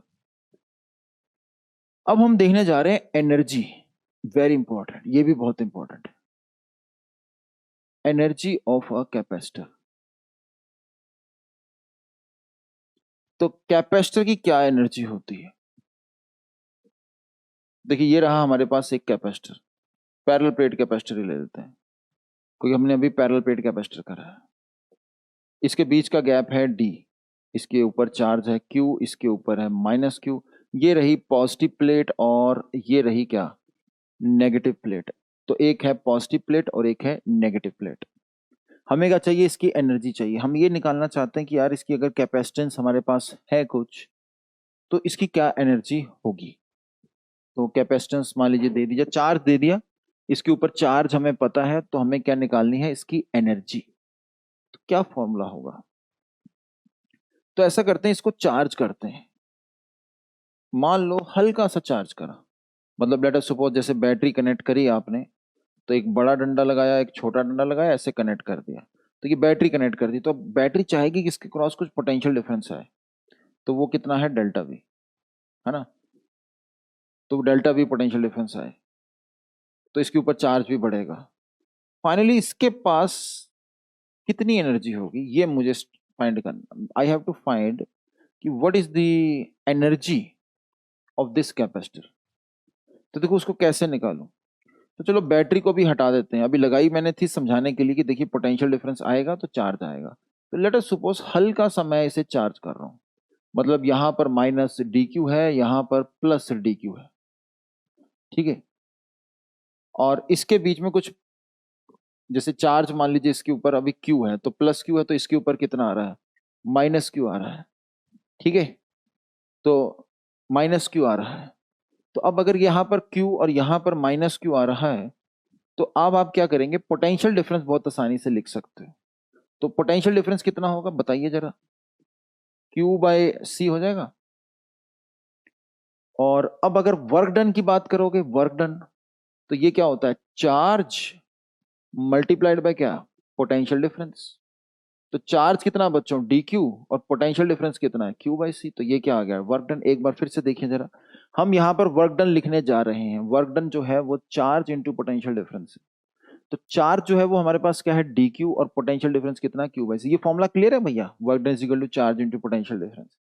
Work done is equal to change in potential energy, और पोटेंशियल एनर्जी का जो चेंज है वो आपको लिखना है, तो उसको आप लिख सकते हो Q into change in potential. ठीक है, तो potential difference into this charge, इससे वर्क डन आ जाएगा। तो मैंने इसका भी लॉजिक दे दिया। तो ये आ गया Q/dq/C, चार्ज 0 से Q जा रहा है, तो वर्क डन का फॉर्मूला बच्चों क्या आ रहा है, Q²/2C। ये भी बहुत स्टैंडर्ड फॉर्मूला, वेरी इंपॉर्टेंट। तो भैया कैपेसिटर के अंदर कुछ भी हो जाए, ये फॉर्मूला, ये वाला, और साथ में हमारे पास ε0A/T, ये वाला, ये याद रखना भाई। बहुत सारे क्वेश्चन इस पर भी पूछे जा सकते हैं कि भैया एनर्जी जो है कैपेसिटर की इतनी थी। ठीक है, क्लियर है। तो चलिए फिर, अब हमारे पास एनर्जी ऑफ अ कैपेसिटर आ गया है, और थ्योरी कर ली हमने, क्वेश्चंस कर लिए हैं। तो मैं यहां पर फिर से सलाह दूंगा कि रीड कैपेसिटर्स फ्रॉम HCV, लेकिन हाँ PYQ में ज्यादा नहीं मिले तो इसका मतलब it is not so important, तो ज्यादा ये इंपॉर्टेंट नहीं है। तो आप प्रैक्टिस जो है इलेक्ट्रोस्टैटिक्स पे जो कराया उस पर करें। ठीक है, प्रैक्टिस मोर ऑन टॉपिक्स, या टॉपिक्स ऑफ लेक्चर 1 and 2, उसके ऊपर ज्यादा प्रैक्टिस करें। और जितना यहाँ पर कराया है, थ्योरी कराई गई है, और क्वेश्चन इसके ऊपर PYQ ऐसे नहीं था, बट हाँ अगर कुछ पूछा जाता है तो वो पैरेलल प्लेट कैपेसिटर पर हो सकता है और उसकी एनर्जी पर हो सकता है। तो मैंने उसकी आपको थ्योरी करा दी, और उस थ्योरी से ये होगा कि कॉन्फिडेंस आएगा कि हाँ यार सामने मेरे क्वेश्चन आएगा तो मैं कर सकता हूँ। ठीक है, तो बस वही कॉन्फिडेंस देना है। आई नो दैट टाइम जो है वो भी एक बाउंडेशन है, तो हमारे पास 3 ही लेक्चर थे, जितना मैंने कराया उतना सफिशिएंट है। और अगर लगता है कि हाँ थोड़ा सा कैपेसिटर के अंदर और थोड़ी प्रैक्टिस करानी, तो I will take care of that in the next lecture. ठीक है, तो that's all for today's lecture. मिलते हैं फिर नेक्स्ट लेक्चर के अंदर। Okay students, bye.